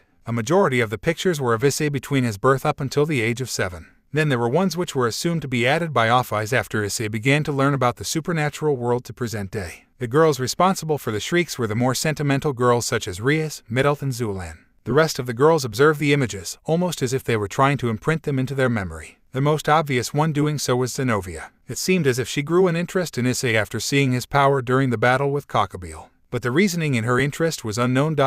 For now. It looks like my future son-in-law truly went through an adventure at such a tender age, Zioticus commented. He looked impressed after looking at how Issei physically progressed in his journey. He was trained to be a powerful fighter. He is my champion, Ophis said. The two lords looked towards Ophis with interest. If Issei was a dragon god's champion, that would mean he must be extraordinarily powerful. And just how powerful is he? Reynard asked. Everyone stopped whatever they were doing and were drawn into the topic. They all knew Issei was easily more powerful than a Cotter-class fallen angel, but they didn't know the full extent to his abilities. If Issei were to go all in during a battle and if the three known super devils worked together, Issei would undoubtedly come out on top. Silence. No one knew of what to say. It was astonishing to them all at how such a young man could have so much power. The three known super devils, 2 of which were known to be in the top 10 strongest beings in the world, would lose to a single boy. Yet at the same time, if they put all the pieces together, it made sense at why this would be the case. Issei Hayato is the descendant of the Vanishing Dragon Albion. He also happens to have 2 sacred gears, one of which is a Longinus. He was taken in by the infinite dragon god at the age of 7 and presumably trained by her as well. He was given some of Ophis' DNA to not only make him her technical child but also give a boost in his power. Not to mention the abilities of transformation into a large dragon and recently gaining Phoenix regeneration. With everything laid out, it does make sense at how Issei could accomplish this. Yet the one who was mostly surprised was Rias. All her life she thought that her older brother was the most powerful devil of his time. He held the title of Lucifer and went unchallenged for years. Then Issei comes along and is said to be easily more powerful than Surzech. Surzech is truly lucky that only devils had the right to challenge any of the devil kings for their title. The two fathers, however, became more interested in knowing the extent of Issei's capabilities. They both knew that a powerful head of a house gains the house more power in the underworld. With Issei as the sire of their grandchildren, they would most definitely gain their respective houses more political power.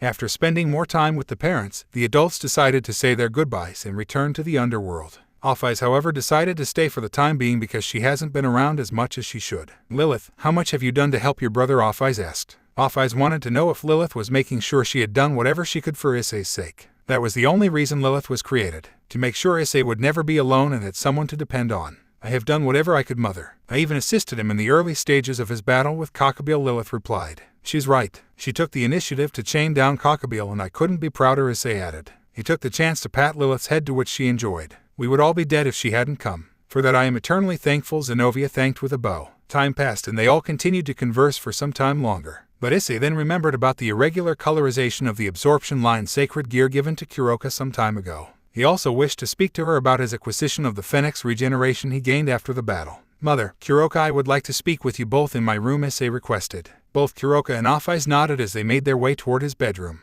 though Kaneko requested that she came with them, to which Issei hesitantly accepted. When the trio arrived to his room, Issei made sure to put a soundproof barrier around the room so no one on the outside would be able to listen. Mother, there are some things I need some explanations on, Issei said. He turned to Kuroka, then gave her a slight nod. Show her. Kuroka nodded in return before showing off her absorption line. When it appeared, Ophis looked interested due to its color blocking, but Kaneko had a different response. That's Saji's sacred gear. How did you get it? She asked. After I killed Saji, due to Mother's orders, I decided to not let the chance get away and I took his sacred gear. Soon after I gave the sacred gear to Kuroka, Issei explained. When Ophis came closer to the sacred gear, she inspected it as closely as she was able to. The appearance must be a result of your bond with her. However, it doesn't seem that any other abilities were added to it. Your bond, Kaneko asked. When Issei and I officially became a couple, he performed this ceremony that mixed some of his soul with my own and vice versa, Kuroka explained. Not the only way we made our relationship official, Issei joked. Issei, please try to act appropriately. There is a child here, Ophis said while covering Lilith's ears. Issei took a moment to chuckle at the sight of seeing Lilith attempt to pry off Ophis' hand. It would be one of those moments he would look back on it in the future. But now wasn't the time that he should think of this, but instead he needed to get into some more business. Now the only question is, how in the world was I able to acquire the Phoenix regeneration, Issei asked. It's most likely because you had your absorption line absorbing his power during the fight. But when he blew himself up, it must have taken in some of his properties, Ophis hypothesized. So are you saying that I'm part riser now, Issei asked. I think you're taking it too literally, Kaneko said. She then turned to Kuroka with an annoyed look on her face. I hope your kid isn't as dumb as he is. One can only hope, Kuroka joked. Issei ignored the two and processed the information. He wondered if in the future he would be able to gain some more abilities from any future opponents, or if it was only a one-time thing. He might be able to test that theory sometime in the future. Although, I doubt that the Phoenix regeneration would be passed down to any offspring you have in the future, Ophis theorized. If that were the case, then all of my future kids would be overpowered, Issei thought. Well then, if that is all, I must go and take care of some business. A magic circle appeared below Ophis as she slowly descended into it. I shall see you all soon. I'm always left curious on what business she has, Issei commented. Oh well, time to return downstairs. As much as he would like to wonder what Ophis was up to in his free time, he decided it would be a mystery for another day. However, he was unaware of the looks both Kuroka and Lilith had upon their faces as they knew what Ophis was planning.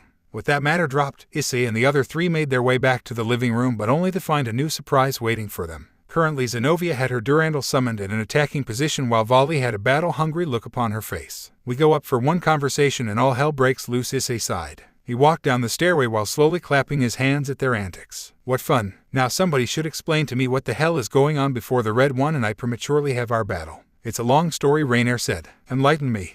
I just don't get it. Why does that guy get such a big harem? Vali asked the group. It astonished her that a single guy was able to attract so many women in such a short time. Power attracts women, and that bastard has plenty of it, Kiba said annoyingly. I honestly wouldn't be surprised if he attracted you. Don't count on it. I swing for the other team, Vali said nonchalantly. Kiba was left with no word as he didn't know how to respond. It was so blunt for him, so it caught him off guard. But what surprised him even further was that no one else, with the exception of Zenovia, was surprised by this. Well, that was unexpected, Zenovia muttered. It really isn't if you think about it, Carlamine replied. How do you mean? Zenovia asked, wanting a further explanation. Well, I think we can all agree that Vali is a devil since that's what her energy gives off, Zulan assumed, which led to everyone else nodding.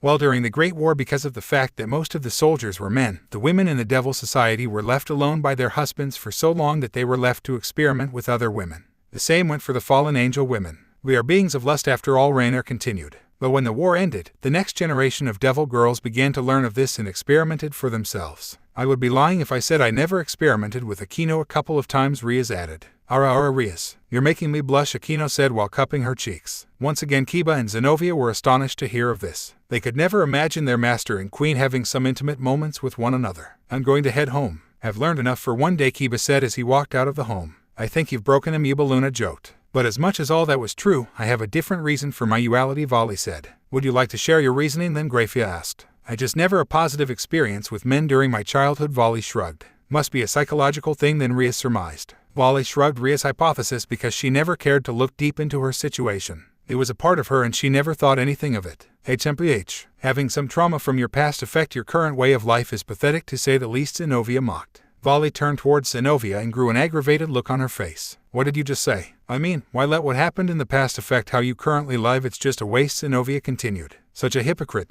You let the news of the death of God affect you now, Vali retorted. Zenovia stood up from her seat and summoned her Durandal. You must be misinformed. I was excommunicated by the Vatican after learning of his death. I had no say on the matter. Nevertheless, I am still trained to eliminate devils such as yourself. She took up a battle position in the case that Vali would attack. The other members of Ria's peerage grew weary of the situation and prepared to back up their fellow servant. However, Riaz rose her hand to prevent any interference. Zenovia needs to learn to not cross the line. Let her handle this on her own, Riaz commanded. Usually with her other pieces, Riaz would do her best to make sure they're safe. But because she knew about Zenovia's way of easily getting into trouble, she used this as an opportunity to teach Zenovia how to watch her sharp tongue. Before the two were able to make a move on the other, they heard slow claps directed towards them. They looked up the stairwell and saw Issei walking down with Kuroka, Kaneko and Lilith while slowly clapping. What fun. Now somebody should explain to me what the hell is going on before the Red One and I prematurely have our battle, Issei suggested. It's a long story, Rainier said. Enlighten me. Issei's peerage went on to explain to him how Vali was curious on how he was able to attract so many women and revealed her Yule orientation.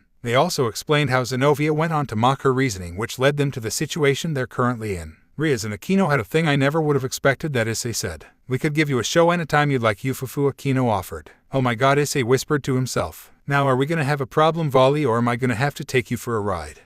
Phrasing, Grafia said. Don't think about it too much, Issei replied. In any case, I'd rather wait for the right time for our battle, Vali said while she began to disappear through a magic circle. See you all soon. With Vali gone, all the visitors from Open House were officially gone. It was a rough day for them all and were glad it was all over. That was especially true with Riaz and Ravel because of the fact that their parents were bombarding them with plans for their future weddings. But the one who gained the most information the entire day was Issei. He learned that Surzech knew of his dual balance breaker and had information about him that went back a few years. But most importantly, he learned something interesting about Kuroka. So Kuroka, he called out. He easily caught her undivided attention along with everyone else's. Who's Beku? I don't get why we gotta do the student council's dirty work, Issei groaned. Currently, Issei alongside with the Occult Research Club were working on cleaning the school pool. The job would have been done yesterday were it not for the fact that they all forgot that it was open house until last minute. Fortunately for them, Sona allowed Tsubaki and Tsubasa to accompany the group to make the process a tad quicker. Plus there was the fact they wanted to get closer to Issei before their dates in a few days, so there was that too. Quit your and lover boy, we got work to do, Kaneko said. Shiren's right, Issei. Now get back to work, Naya, Kuroka ordered. Currently Kuroka was laying in the beach chairs to the side of the pool. Why, you may ask, Kuroka used her pregnancy as an excuse to get out of any hard work she could. Suddenly, Akino crept up behind Issei and pressed herself on his back. All this hard work will be worth it, Issei. After this we'll all get changed into our swimsuits. Wouldn't you like that, Akino seductively asked. Well, I guess it can't be all bad, Issei muttered. Good boy, Akino replied as she got off of him. Unbeknownst to them both, Riaz had been glaring at them both while their little rendezvous occurred. She wasn't sure how Akino truly felt about Issei. She wondered if it was love or lust. But knowing Issei's ability to attract women, it was most likely the former. It wasn't long until the group finally finished with their work. It took about half an hour to wash out all the dirt and muck that filled the pool. When the group finally finished, they all went to the changing rooms to get into their swimsuits. The two males in the group got changed and didn't say much to one another. Ever since the sparring match from when they first met Irina and Zenobia, the two had been distant toward one another. Issei made sure that Kiba knew if he did anything to endanger those around him that he wouldn't hesitate to take him out of the equation. A little while after the two had finished changing, some of the girls made their way out of the changing rooms in their swimwear. One by one they all soon finished and got ready to take a dip. While Issei took his time to get into the pool, he was soon approached by Kuroka. I need to call in a favor from you, Kuroka requested. What's the favor? Issei asked. Kuroka pointed towards Kaneko, who was just sitting on the edge of the pool and staring into the water. I'm afraid that Shiren doesn't know how to swim and I would like it if you helped her, Kuroka requested. Issei continued to stare at Kaneko and felt sympathetic for her. While everyone else was having fun in the water, she was left to do nothing. He nodded to Kuroka and made his way towards Kaneko to offer some help. What's wrong, kiddo? Issei casually asked. It's nothing, don't worry about it, Kaneko replied. Well, to me it looks like something, Issei said. What's it matter to you? You should be worried about Kuroka, Kaneko argued. That's very true. She's my family. But she's also your family. So by the transitive property you're my family, Issei retorted. He jumped into the water and offered his hand to Kaneko. Kaneko was hesitant but eventually accepted his help and slowly began to work on her swimming. Kuroka viewed this from afar and smiled that Issei was able to convince an otherwise stubborn Shiren to accept outside help. The group had their fun for a few hours until it slowly became dawn and they all went back to the changing rooms and got into their regular attire. But before he was able to catch up with the girls and head home, he was approached by Akino. Issei, I'd like for you to stop by my house in an hour, Akino requested. Issei was wary of the request because it was Akino who made it but saw nothing but sincerity from it. Not one sign of the regular seductive feel she would have. Sure, but what for? Issei asked. It's about the meeting that will be held tomorrow evening, Akino replied. Issei nodded in approval as he began to make his way to the other girls. He was curious about what they would be talking about but decided to wait patiently until it was time to meet with her.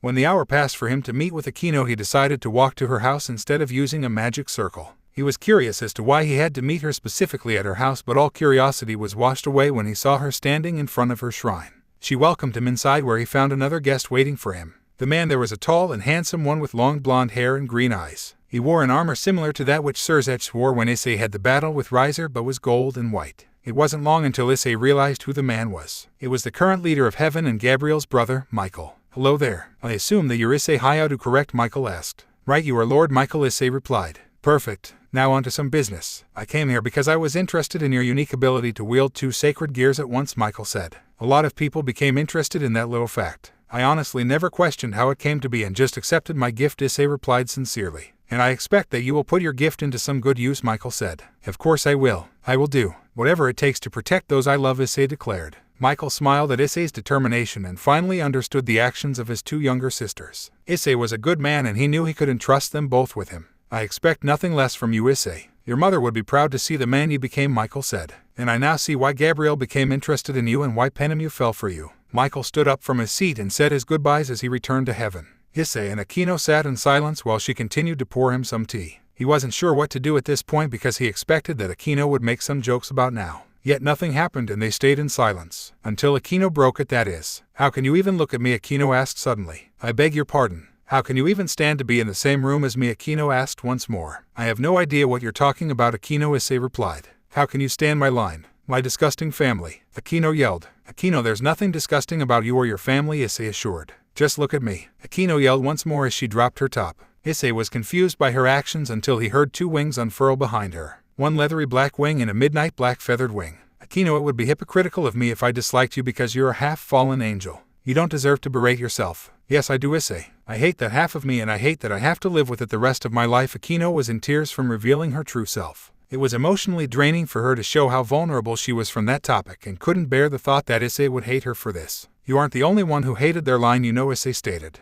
Akino looked back up to him in confusion and waited for him to go on. When my parents died, I had the same thought process that you have. I thought to myself that if my father and I weren't dragons, then neither him nor my mother would have had to die. I could have lived with them for the rest of my life. Issei stood up then sat next to her as he continued with his story. But as I grew up, I realized that it was my dragon keeping me alive. If it weren't for my father's line, I would have died tenfold when I was all alone. Issei began to wipe away Akino's tears with his right hand while he held her with his left. What I'm trying to say is that you shouldn't lock away your powers and think of them as a curse. But instead use them to the fullest of your abilities and think of it as a gift. Akino thought about what Issei said and wasn't sure about what to do. She kept her powers hidden for so long that she wasn't sure she was ready to use them again. But if Issei was there with her, then she knew she could have the strength to accept her gift, as he called it. Up until the moment she met Rias, everyone she knew wanted to kill or berate her for being a filthy creature. The only time she felt any warmth from another person was when she was still with her mother and father. But that was such a long time ago that she couldn't remember how that warmth felt. But now she did. When Issei accepted her, she felt that same warmth she felt as a child.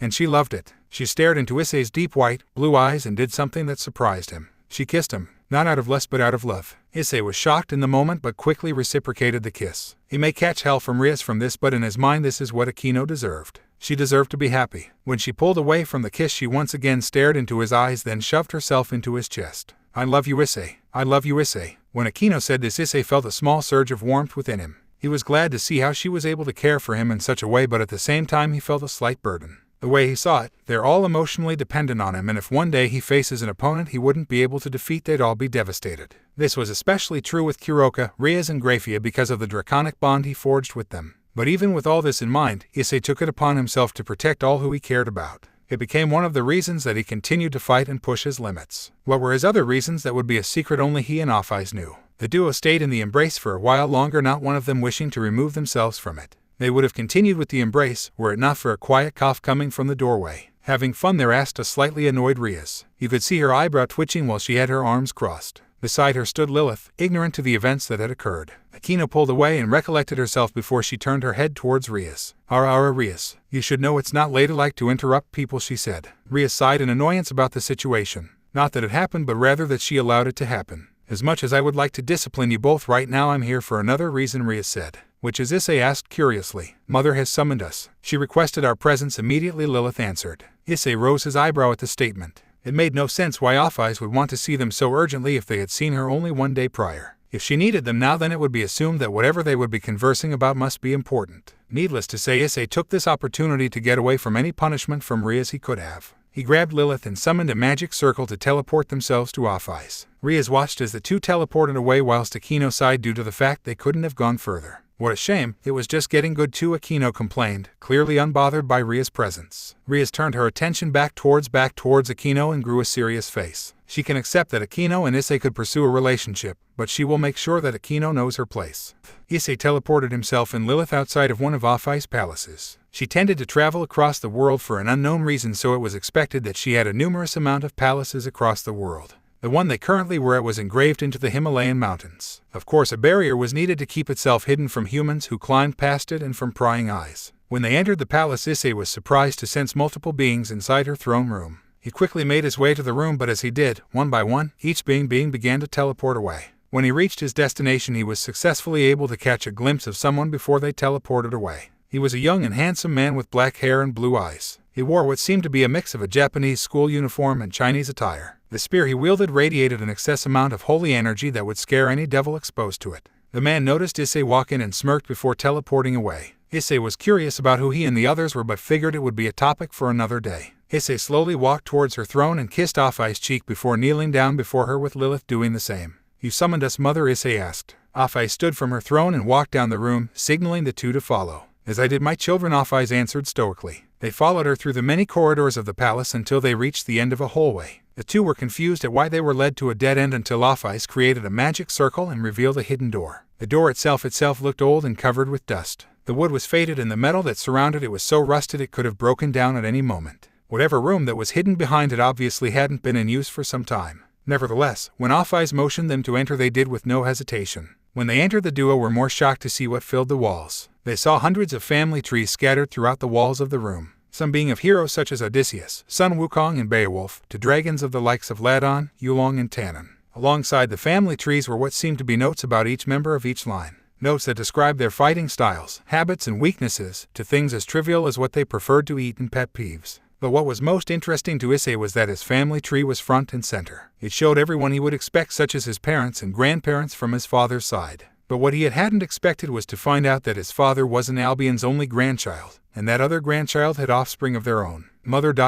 who is this?" Issei shockingly asked as he pointed to his father's sibling. "That is your aunt, Melusine," Ophis answered. She summoned a magic circle which created a hologram of his aunt. Unlike himself and his father, Melusine's dragon form was four-legged like Albion's. The hologram changed to depict two twin dragonesses in both their human and dragon forms. "And these two are your younger cousins, Ani and Zia." Issei analyzed both the girls and did note the minor physical similarities they shared with him. "How long have you known of them?" Issei asked curiously. "Not for very long. I only found out of their existence after yesterday's visit. I felt as if something was off because I sensed two presences similar to yours yet different." Ophis went on to explain that she didn't like a mystery and explained to the duo how her investigation into two presences led to the discovery of Ani, Zia, and their mother. "And what do you know of them?" Lilith asked. Issei expectedly was curious of this himself. He always wanted information about a person so he may have a feel for them. Even if they were family, he would be a fool to immediately trust them. He always prepared himself for the worst-case scenario, no matter what. Unfortunately for them, though, it seemed as if nothing could have been recovered by Ophis. It appears that Melusine was trying to keep the two a secret for as long as she could.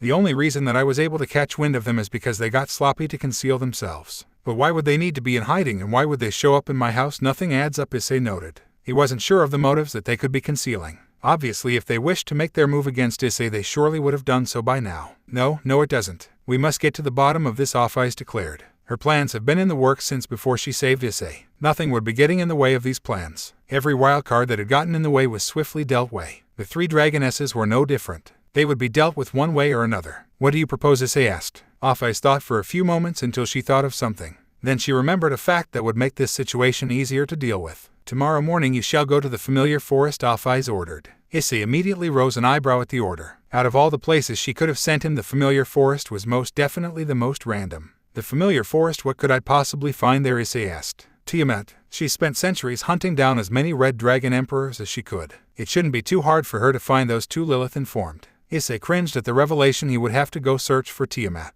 He knew Tiamat's past with Albion. The thought of her finding out that he's his descendant utterly terrified him. She may have hunted down several red dragon emperors, but that doesn't mean that she's the best for this task. She could be so used to tracking down D-Drag that having her track them down could be in vain, he argued, attempting to belittle Tiamat's candidacy. Issei gained a shred of hope when he saw Ophis take his words into consideration. He thought that his attempt was successful, but unfortunately for him it wasn't the case. "Your worries are noted, but I trust her abilities as a hunter," Ophis replied. She obviously didn't realize that his words weren't of doubt, but rather a desperate attempt to search for another candidate. "In the morning you will go to the familiar forest and recruit Tiamat." Her tone was powerful and fit for a leader. Her face was full with determination, and nothing would change her mind. Issei knew this. All he could do now was follow her orders and pray that he would return in one piece. Issei gave up trying to convince Ophis and gave her a slight bow. "It will be done, mother," he said. Ophis smiled at Issei's compliance. She showed little emotion, but those closest to them knew how Ophis much cares and loves Issei. At first Ophis only viewed Issei as a tool to return to the dimensional gap. As time went on, however, she grew fond of the boy. She was mostly still an empty void, but not completely. She felt indifferent to most around her, but with Issei it was much different. She cared for him as if he were her own. As much as she would like to reminisce upon the memories she had with the boy, there was much more to be done. "Now, from what I have heard, there is to be a meeting for the 3 factions to declare peace, correct?" Ophis asked, which led to Issei and Lilith nodding. "Then there is much to discuss. When you enter the familiar forest, the navigation around it is simple. There's always a set path for the young devils so they could avoid getting lost." Issei, however, recklessly decided to take his own route to find Tiamat's lair, a mistake he would quickly regret. "Forget the damn paths," I thought, "what could possibly go wrong? I hate the familiar forest." This would be one of the few times he would admit that the choice he made wasn't a well-thought-out one. He angrily flew across the forest, just hoping to come across Tiamat so he could leave this god-forsaken place. Vritra suggested. "No, there's no need for that. I know I'm getting closer, I could feel it," Issei replied. "This could be easier if Albion just helped me out. The old man is scared of her. I don't blame him, but he's just prolonging the inevitable." Vritra paused after he realized that Issei found something that interested the duo. Issei descended to the ground and slowly walked up to a figure laying in the dirt. He towards the figure was able to identify what it was. The figure turned out to be a young blue sprite dragon with diamond-shaped scales. When Issei moved his hand to touch the dragon, there was no resistance. When he finally felt the dragon, it was cold and lifeless. And for this one it was unfortunately the latter. Issei silently flew away from the dead sprite. He would have stayed longer, but he needed to complete his mission for Ophis. Fortunately for him, he was soon able to successfully complete the mission, but unfortunately, it wasn't the way he intended it to be completed. Seemingly out of nowhere, Issei was hit out of the sky by a large blue tail and crashed into the forest ground. Before he was able to process what had happened, a large blue claw stuck him and sent him crashing towards a nearby boulder. His attacker charged a blast of blue flame towards Issei, which led him to activate his scale mail armor. "Divide, divide, divide," shouted the armor as the flame got progressively smaller. "Damn it, that was too close for comfort," Issei said to himself. His eyes sharpened at the dragon as he noticed it prepare to charge for him. "Bring it." The dragon made its way to Issei, running at full speed until it did something that caught Issei off guard. When it was halfway towards Issei, it began to transform into its human form. The form was that of a beautiful woman with long pale blue hair. She wore a blue dress with which exposed a considerable amount of cleavage and showed her wide hips and ass. What surprised Issei even further was that rather than take the opportunity and attack him while he was confused, the woman tackled him to the ground and rubbed herself onto his armor. "You have returned to me, my love. How I missed you, my sweet Albi," the woman cried. "Oh my god, this is actually happening," Issei groaned. He expected something of the sort to occur on his search, but he never expected this. To his dismay, all the stories that Albion had told him as a child ended up being true. "Vritra, you're inside this boy as well?" Tiamat asked, surprised to hear her longtime friend sharing the same host as her old love. "And why won't my Albion speak with me? It has been nearly a millennia since I have last spoken to him," Tiamat said. "All right, if you two are done having this little reunion, could you please get off of me, Tiamat?" Issei requested, still trapped under her. Tiamat noticed the boy's predicament and got off of him to swiftly apologize for her behavior. That was when Issei dissipated his armor and she was able to take a closer look at the boy. She noticed his physical traits and how they reminded her of her beloved. "Who are you?" she curiously asked. "My name is Issei Hayaudu. I'm a descendant of Albion," Issei replied. "I suspected as much. Your appearance resembles that of Albion years before his final battle," Tiamat informed, continuing to encircle Issei to get a view of every angle of his body. "Albion had a human form?" Issei asked. He was genuinely curious about this fact, as even when Issei sees Albion in his mind, he had always been in a dragon form. The same went for when he saw Vritra. I did. Most dragons have the ability to obtain a human form. Before I got sealed, very few dragons ever bothered to use it. But when dragon slaying began to rise in popularity, dragons either used it or got hunted down." "Oh Albi, how I have missed your voice," Tiamat exclaimed. Much to Issei's discomfort, she began to take a tight hold onto his body with little interest in letting go.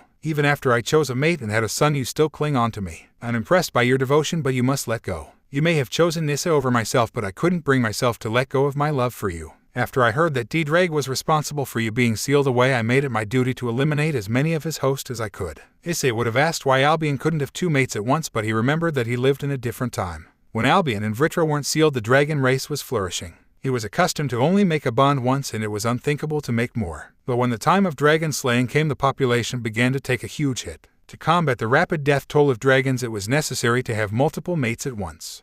Issei noticed Vritra's plan to calm the dragoness and make things easier for the mission. It was a brilliant idea, and he decided to go along. "That's exactly right. Even if he wanted to reciprocate your love, there would be little for the two of you to go," he added. "And when he thought things could go his way, it just blows up in his face. That sly bastard Vritra played him. "You son of a," he internally yelled. Tiamat thought for a moment and her face eventually lit up. If she couldn't have her original love, then Issei would be the next best thing. "You make a good point, my friend. I'd be lying if I said the power he radiates isn't interesting me." Tiamat let go and took one final look at Issei before making her decision. "This one looks like he would make an extraordinary replacement," she continued as she pulled Issei closer. Due to Vritra's words, Tiamat let go of Issei. The curiosity of what he was pointing at was consuming her. "Where are you getting at?" "Recently we discovered the existence of 3 more descendants of mine, my granddaughter and her 2 daughters. I was sent by Ophis to find you. She hoped that you would help us out in tracking them down," Issei explained. "Sounds like fun. It's been a while since I've been on a hunt." "Count me in," Tiamat replied. She once more got closer to Issei and pulled his face near inches from hers. "It will give me some time to get to know you." "Darling." Issei took a deep breath while he pulled himself away from Tiamat. He was definitely not looking forward to how the other girls would react. As he summoned a magic circle to return to Ophis' palace, one important question popped into his mind. Why can't anyone not want a relationship with him? It's hard watching people change, but it's even harder remembering who they used to be. Issei and Tiamat swiftly returned to Ophis' palace so she may be briefed into the situation. In the meantime, he went on to search for Lilith, as the two hadn't had much one-on-one conversations since her conception. He soon found her doing something he wouldn't have expected. Meditating. She sat in the center of a room with her eyes closed while candles encircled her. Due to her usual childish nature, one wouldn't expect her of doing something so mature. "Since when did you meditate?" Issei asked while leaning himself on the doorway. When Lilith opened her eyes, the candles around her lit out, as if they were linked to her concentration. "Since after you left in search of Tiamat.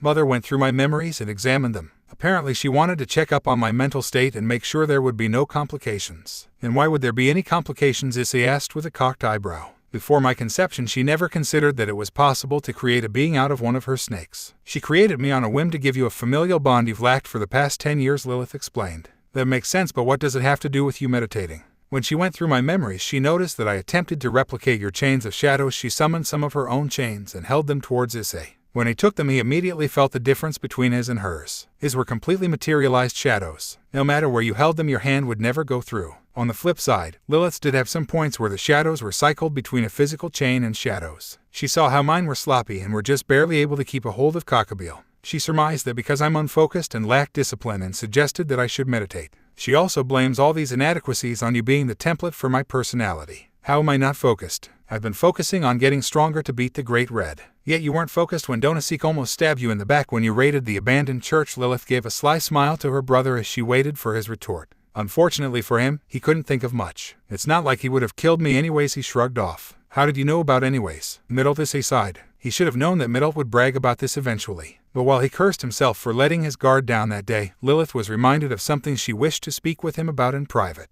"Brother, how do you feel about the harem of yours?" Issei's attention returned to her when she asked him this. He wouldn't have expected her to take interest in his love life. "How do you mean?" "I'll be honest with you, brother. I commend you for your love for Kuroka, Rias, and Grafia, but what of the others? You haven't spent much time with the 3 fallen angels, much less the 2 girls from Sona Citrus Peerage. You've hardly scratched the surface with Ravel, and we both know you, Baluna, Carlamine, and Zulan are holding themselves back because they see themselves as nothing more than just your servants." She noticed Issei's silence. As much as he didn't want to admit it, she's been right with everything she said. All these girls cared for him, and he just barely gave them the affection they deserved. And she wasn't even done yet. "I'll give you a pass on Aquino because it's very new and I don't know what direction you and Tiamat will be going.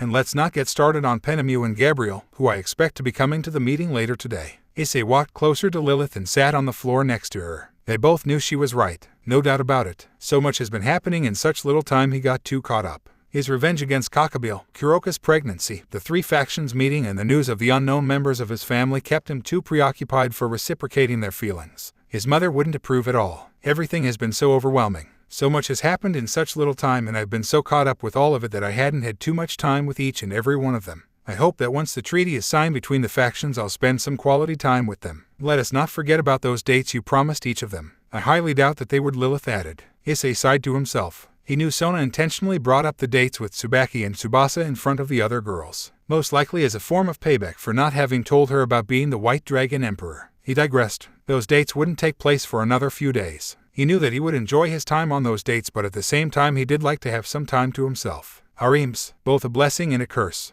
Ophis and Tiamat were taking far too long for Issei's liking. He figured that when they finished whatever they're up to, Tiamat would be teleported to him. For now, both he and Lilith decided to return home and catch up on whatever they had missed in the time they were gone. But when they returned to their home, they found the entire place empty. That wasn't right. He attempted to search for everyone, but after a few minutes no one was found. No Kuroka, Rias, Grafia, not even his peerage were home. Where were they? The meeting hadn't started earlier now, had it? The theory was disproven when he sensed only a dozen energy signatures radiating from the school. He presumed that everyone else were preparing for the meeting in whatever way they could. But that was when he sensed a single person close by. In the abandoned church of all places as well. No one had visited the church ever since the raid. His curiosity got the best of him and he went to see who was there. Of course, with Lilith deciding to follow. When the duo arrived to the church, they were surprised to find none other than Zenobia Quarta seated by the altar. Go to the school grounds and meet with anyone there. I'll be speaking with Zenobia, Issei whispered to Lilith. Lilith gave Issei a nod. She made her way out of the church but encountered something which caught her attention. She descended towards the ground and found a dug-up tomb.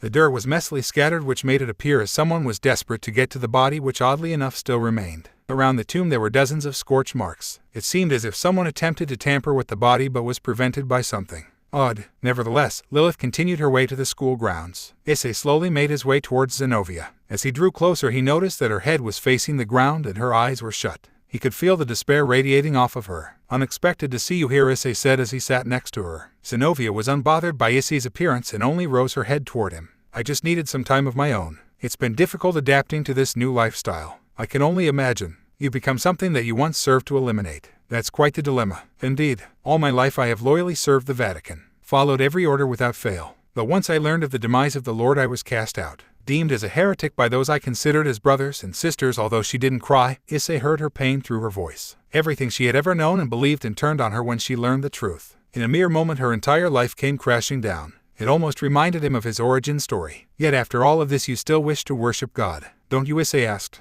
If given the opportunity I would. But it seems that those days are long behind me, Zenobia gloomily replied. Issei thought for a moment, and in mere moments a brilliant idea popped into his mind. No, necessarily. Perhaps there is a way for you to pray. Zenobia's interest was piqued. She was now a devil and it should be impossible for her to be able to pray. What way is there it should be impossible for a devil to pray? You're just going to have to trust me on this one. You'll understand during the meeting. Zenobia was going to pursue the topic even further, but the two were informed by Lilith via magic circle to return to the Orc clubroom. For now that question would have to go unanswered. When they arrived to the clubroom they found everyone waiting for them. Seems like the final preparations were complete and they were waiting on their leaders. What were all of you up to when Lilith and I arrived home? The entire place was empty, Issei said. Akino and I had to take Kiba to my brother. Apparently he was interested in his new sword, Rias replied. As for your peerage, they were helping out Seraphol Leviathan get accommodated. Under whose orders? He asked. Issei was surprised. Obviously he didn't give them an order to help out Seraphol. He had his suspicions and luckily for him Yubaluna confirmed them. Lady Rias asked us to do so, she answered. She said, and I quote, I'm one of Issei's wives, so take my word as law. Talk about bussy, Ravel added.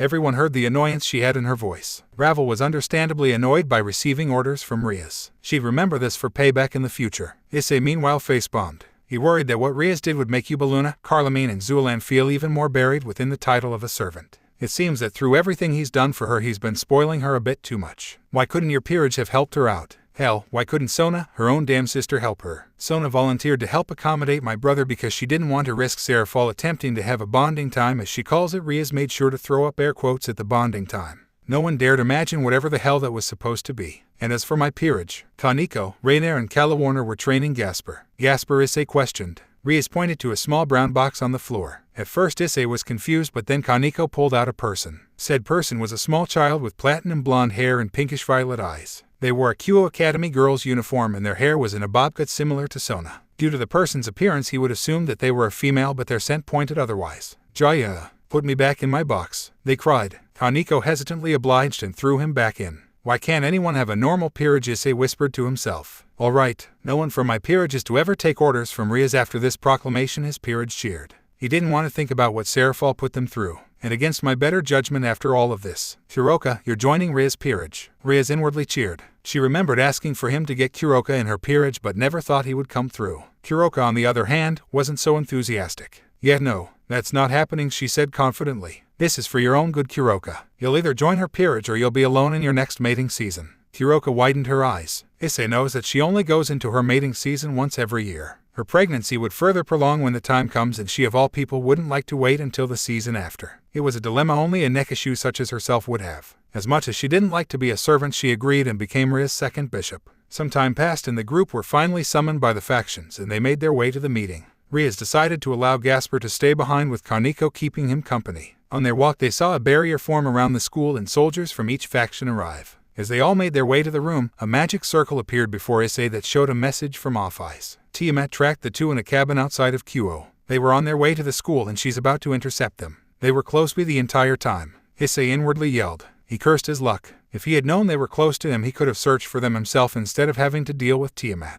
Rainier noticed his facial expression and walked closer him to see what happened. Issei, are you okay? You seem out of it, she asked. Issei snapped out of it and brought out a smile for her. I'm just fine, Ray. Just remembering something. Issei's attempt convinced Rainier and they continued their walk towards the conference room. When they arrived, they saw Michael and Gabriel with Irina behind them, Serzech, Serafal, Penemu, and an unfamiliar man sitting in a square-shaped table. The man was a tall man appearing to be in his 20s with an average build, black hair, golden bangs, and black goatee. Behind him stood Vali and Kurai. Remembering that Kurai was hired by the fallen angels, Issei hypothesized that he was Azazel. When they entered, everyone went to their respective sides. Riaz, Sona, and their peerages stood behind Serzech and Serafal. Seeing as how he technically didn't side with any of the factions, Issei sat in the seat across the angels and perpendicular to the devils and fallen angels with his peerage accompanied by Graphia and Middle standing behind him. Lilith wished to sit next to her brother, which led him to create a chair of shadows for her. He looked at everyone until he laid his eyes on Penemu for the first time in years. Her emerald eyes and jet black hair were the same as always. Her perfect cream face was as beautiful as always. But what did change from now and then was her body. She wore a black trench coat similar to Calawarner's but was open with an undershirt which tightly hugged her, which were as big if not bigger than Gabriel's. Before anything would begin, Penemu surprised everyone by standing from her seat and walked towards Issei to give him a tight hug from behind.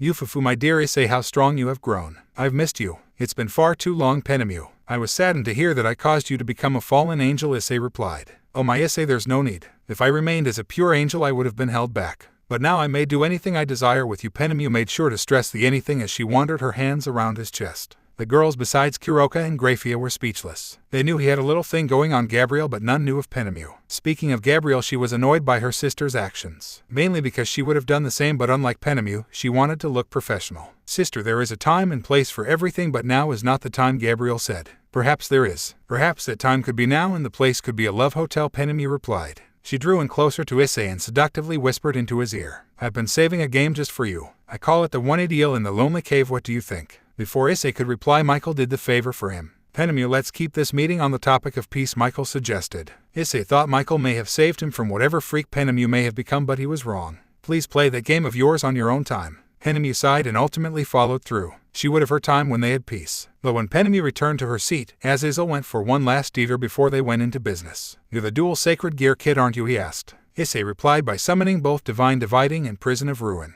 Albion, my friend, how you feeling? Azazel asked nonchalantly. Don't know. Hard to feel anything without a body. Azazel and Michael both felt awkward as they were both involved with the destruction of Albion's physical form. It was then where Serzech stood to remove the silence. Does anyone have any objections to this meeting? The room stood silent. Then we have work to do.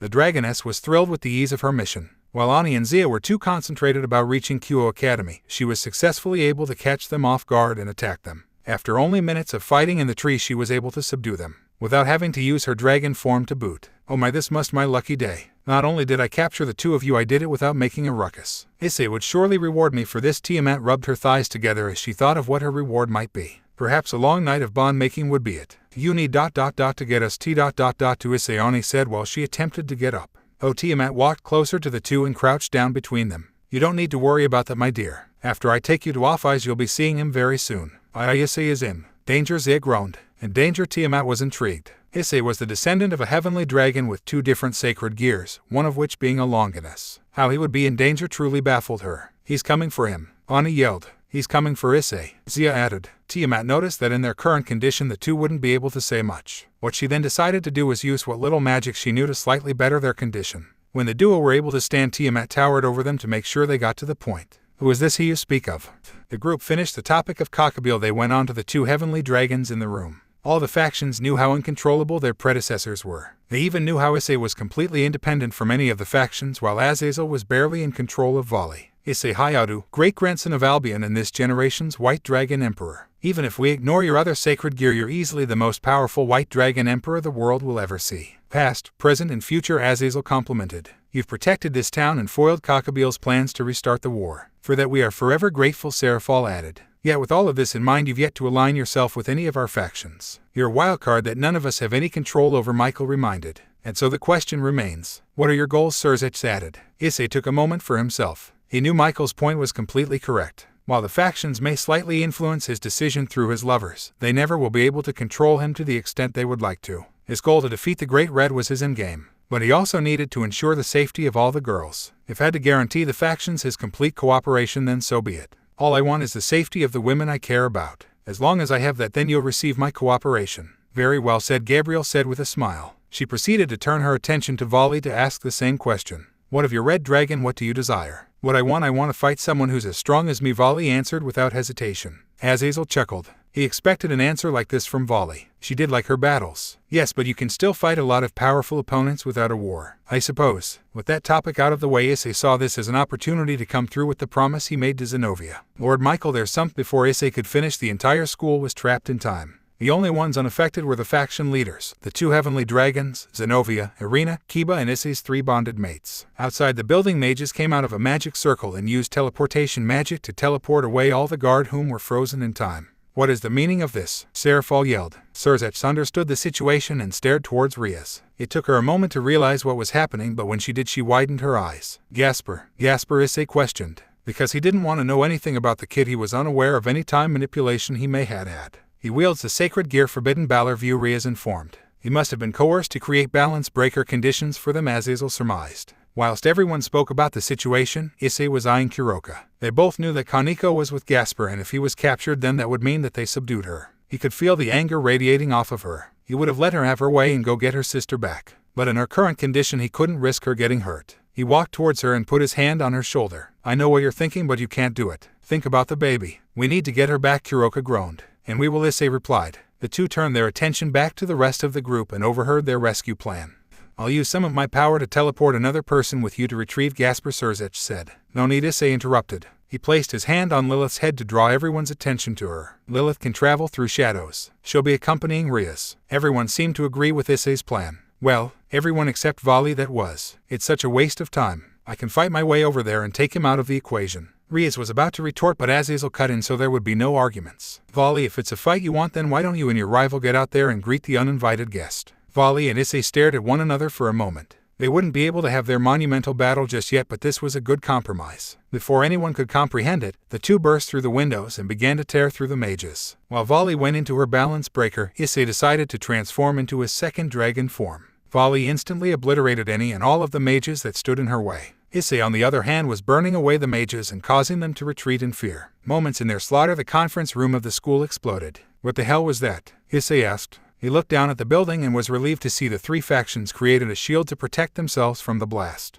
When the dust settled, he saw a tall, bespectacled woman who had tan skin with long brown hair tied into a bun with a headset and purple eyes. When Vali saw Issei stop fighting, she descended closer to him and noticed who the woman was. Kateria Leviathan, granddaughter to the first Leviathan. The 2 looked around themselves and noticed that time had returned to normal. Riaz and Lilith succeeded with their mission. Yet Issei was slightly bothered. Things were getting too easy. Something's not right, Issei said. How do you mean? Vali asked. You would expect that it'd take longer for them to free Gasper. If they went through all the trouble to capture him, it would be expected that he'd be heavily guarded. Clapping. Behind the 2, someone began to clap. But before the Issei could turn around to see who it was, he was knocked out of the sky and reverted to his human form. Vali, on the other hand, was terrified by who had arrived. The person ignored her and descended to the ground behind Issei. You've always been so observant, haven't you, Issei? That voice, the voice that haunted him for years, the voice he would hear in his nightmares, the voice he never thought to hear ever again, the voice he thought was gone forever. Issei turned around to see him, the man who took care of him as a child, the man who put him to sleep, the man he once called Father. Shiryu walked closer to his son and summoned fire in both fists. Issei was too shocked to comprehend that his father was about to attack him.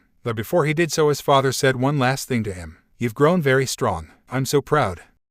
The group of all the faction leaders and all 3 peerages, with the exception of Riaz and Lilith, who still have yet to return from saving Kaneko, and Gasper, watched as Azazel fought against Kateria Leviathan. The entirety of the battle was completely one-sided in Azazel's favor. As Kateria tried her best to get an edge on him, Azazel continuously taunted and berated her for being so foolish. As the battle went on, time had reverted back to normal, and those who were once frozen in time had returned back to normal. The leaders decided to have the recently freed peerages, minus the kings, to help take care of any magicians left over from the heavenly dragon's onslaught. Not long after their departure, Riaz and Lilith had returned to the group, now accompanied by Gasper and Kaneko. Naturally, Kuroka rushed to her sister to make sure that she was all fine. There were some slight bruises on her, but nothing major. Everyone took it from face value and were glad that the 4 returned unharmed.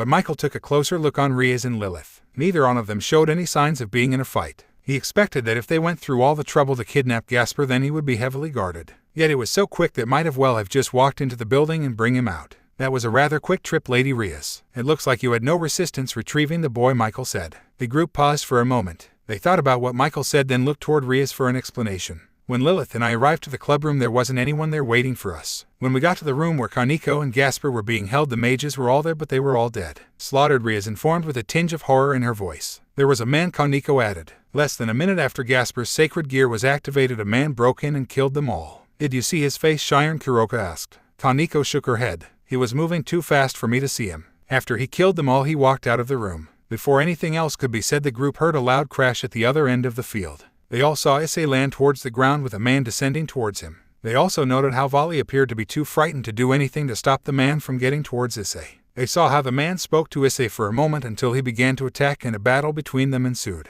It appears that Issei's attacker is completely fixated on him. He completely ignored Vali, Gabriel commented. He's not the only one focused on him, Penemu added suggestively. Sister, now is not the time for your antics, Gabriel said, slightly annoyed. Not long after the battle between Issei and the man began, Azazel promptly ended Kateria Leviathan with the use of a spear of light. He descended back to the group but was slightly annoyed to find out that no one was paying any attention to the end of the battle. Did no one notice the power of my artificial sacred gear? That's just rude, Azazel commented. In our defense, it was expected that you would defeat Kateria, Seraphal defended. Azazel rolled his eyes, then diverted his attention to Lilith. Speaking of the Leviathan, she told me something, that young Lilith, he said, quickly garnering the attention of the group with Lilith looking toward him uninterested. Kateria mentioned how she would defeat me using the power of Ophis. She even used one of Ophis' signature snakes. Some of the leaders looked at Lilith very suspiciously. Funnily enough, Azazel already knew the truth, but some drama was always fun. But the others, with the exception of Kuroka and Grafia, had no idea. Don't assume the worst from what she said, Kuroka said threateningly. There's an explanation for all of this, Grafia soon added.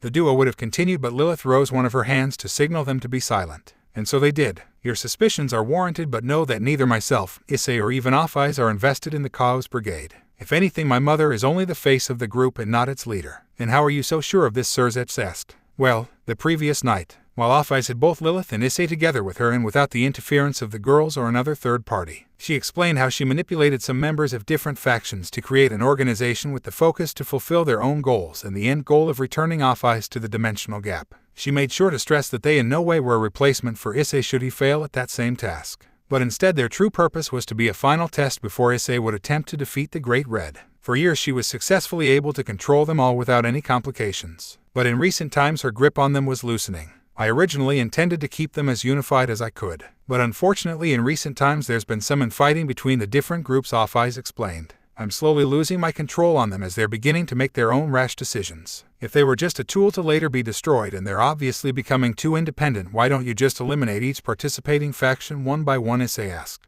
Lilith disagreed with Issei's logic and shook her head. It would be too suspicious that their allies would be eliminated so quickly. They should know that the only being capable of such destruction is Ophis. Then what should be done about our current predicament, Issei asked. Ophis took a moment to think over the next move. It annoyed her that something she created to be a means to an end, but they began to slowly slip from her fingers. I ask for your assistance to help resolve this new problem of mine, Issei. As much as it pained her to ask for his assistance, it was necessary. She herself can't deal with them due to their sheer numbers. Issei, on the other hand, saw this as an opportunity to increase in power. For the past weeks he had to conceal a majority of his power, but now everything is common knowledge, so he has the go-ahead to go all out. I've been craving to let loose for a long time now. If you desire, I shall eliminate the threat as efficiently as possible. Lilith smiled at her brother's words but added some reassurance. Fortunately for you, you'll only have to eliminate the leading members of each participating faction. You'll have to do far less. The three main groups are the Old Satan faction, the Hero faction, and a group known as Kulipoth, Ophis corrected. The rest of the factions don't have as much influence, so if you defeat the leaders of the main one, they will begin to scatter. I shall assume you have information about each of their leaders. Issei's suspicions were correct when Ophis showed holograms of each important member of the factions. Next to each person were main weaknesses Ophis noted about each member and listed their main weapons. Issei looked through each profile until he saw the image of the blue-haired man he saw not too long ago. Cao, leader of the Hero faction, wielder of the true Longinus, he said to himself. This one will be an interesting foe, Albion said aloud. Vritra added. Issei continued his look around the important members until he found a person he was acquainted with. Vali, Lucifer. Yes, the Welsh dragon was enlisted to the Chaos Brigade a few years ago.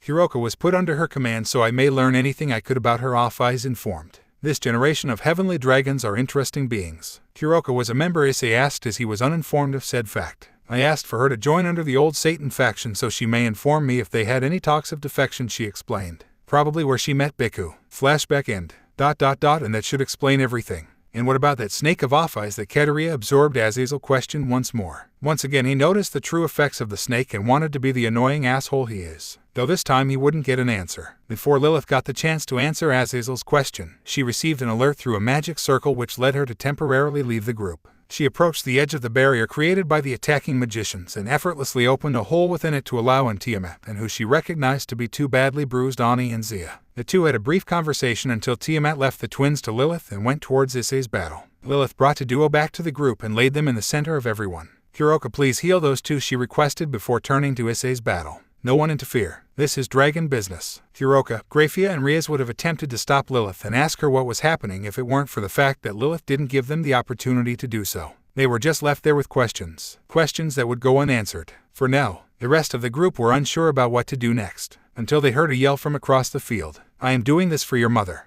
Make this easy on yourself, Issei, Shiryu yelled as he attempted to hit Issei with his fire blast. Ryu wanted his son to be more cooperative so he may subdue him. He remained in his base form, attempting to do so while Issei activated his divine dividing balance breaker. Issei had no trouble dodging his father's attacks. In fact, if he wished he could have ended the battle now without breaking a sweat. But it was hard for him to do so. It was hard for him to harm the man he idolized as a child. The man he recently thought was gone forever. Even throughout the battle he still had a difficult time accepting the fact that his father was alive and currently attempting to harm him. He thought about what could have resulted in his possible resurrection. Devil reincarnation, perhaps? No. Even if he was marginally weaker than Issei, there's no way even 8 pawn pieces could reincarnate him, even if half of them were mutated. While in his thoughts, Issei left a small opening for his father to get a shot in and send him toward the ground once more. Disappointing, Ryu said as he descended toward the ground and walked closer to Issei. Your attachment to me prevents you from retaliating against me. You bring shame to our family. It is you who brought shame to us all, Ryu Albion retorted before Issei could speak. I could have never imagined my own grandson to embrace his hate and become an evil dragon.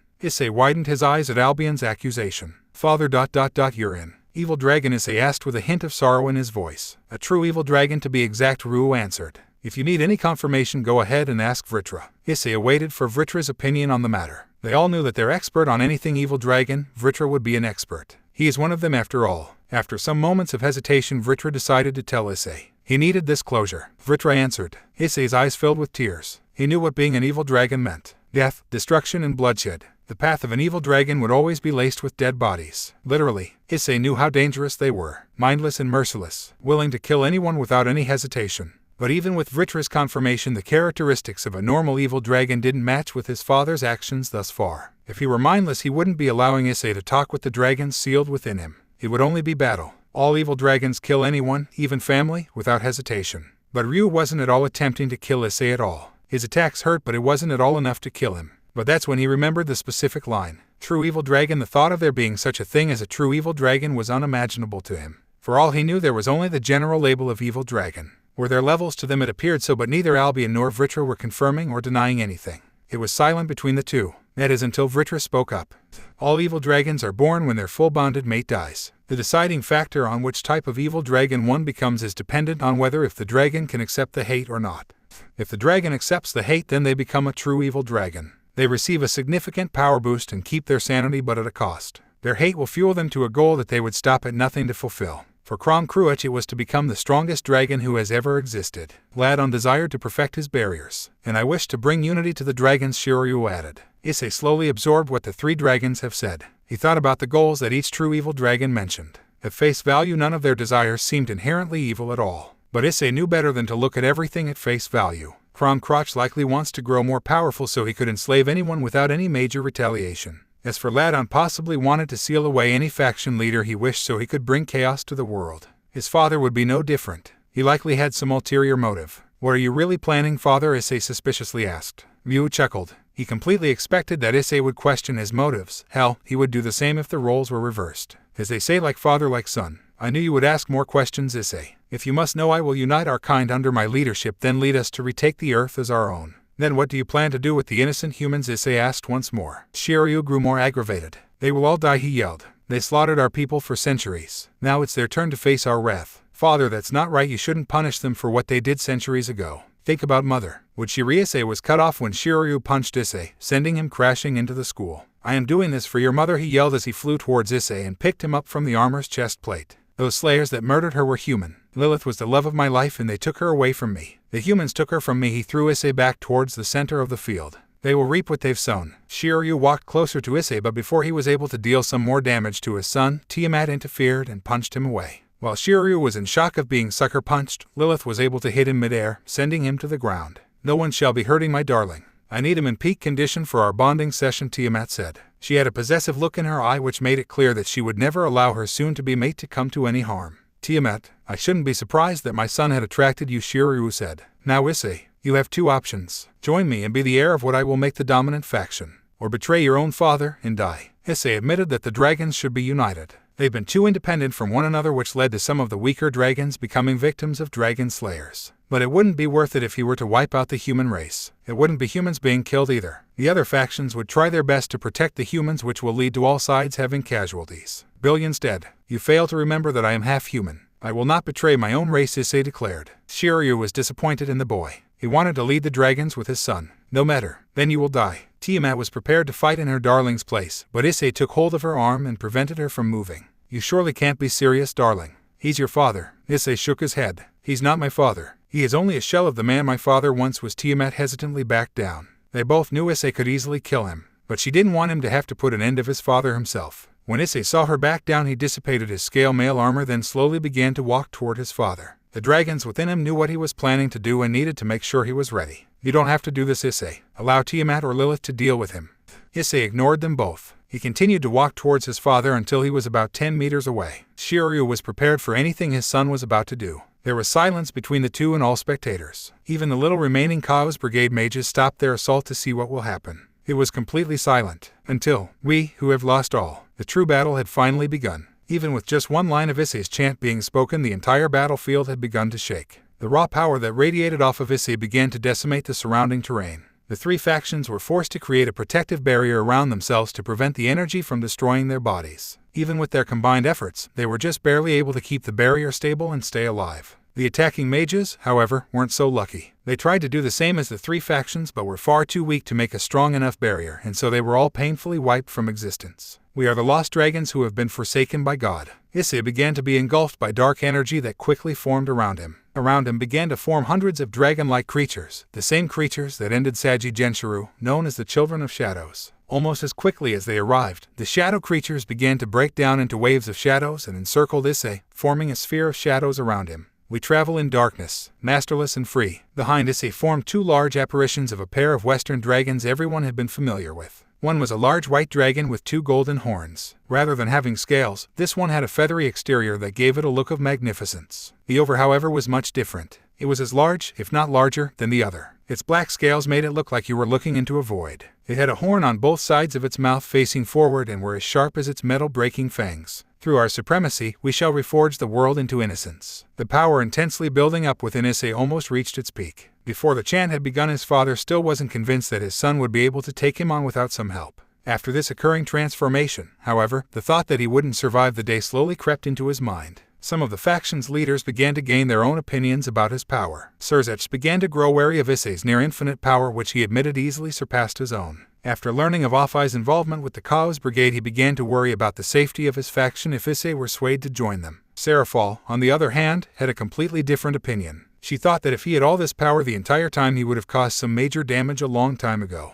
Plus, his sheer strength alone began to entice her. She also remembered how Michael asked her about him because of his meet with Gabriel. She easily noticed that Gabriel had a strong interest in the boy because of her reaction to Penemu's earlier antics. If Gabriel were interested in the boy, then perhaps she would have to win him over first. She has dubbed Gabriel as her rival, so perhaps now they could be romantic rivals. The angels shared Seraphal's thoughts. If Hayate were on the side of the Chaos Brigade, then he would have joined Kateria and prevented her demise. They sensed that he was, mostly, pure of heart, and it wasn't in his nature to do such a thing. Michael also had the thought that if Penemu was to literally fall for someone, then they should be someone honorable. Then the fallen angels had other thoughts. Azazel was intrigued by the power Issei had due to possessing two sacred gears, one of which he never even heard of. This warranted further study. Then there was Penemu, who had other reasons to be intrigued. She saw herself blessed compared to her elder sister. Being a fallen angel let her have her own freedoms to do whatever she pleased. There were so many activities that she could never even think about taking part in when she was an angel. After feeling all the raw power radiating off of Issei, she knows exactly what she wants to do first. Then there were the two newest additions to the group,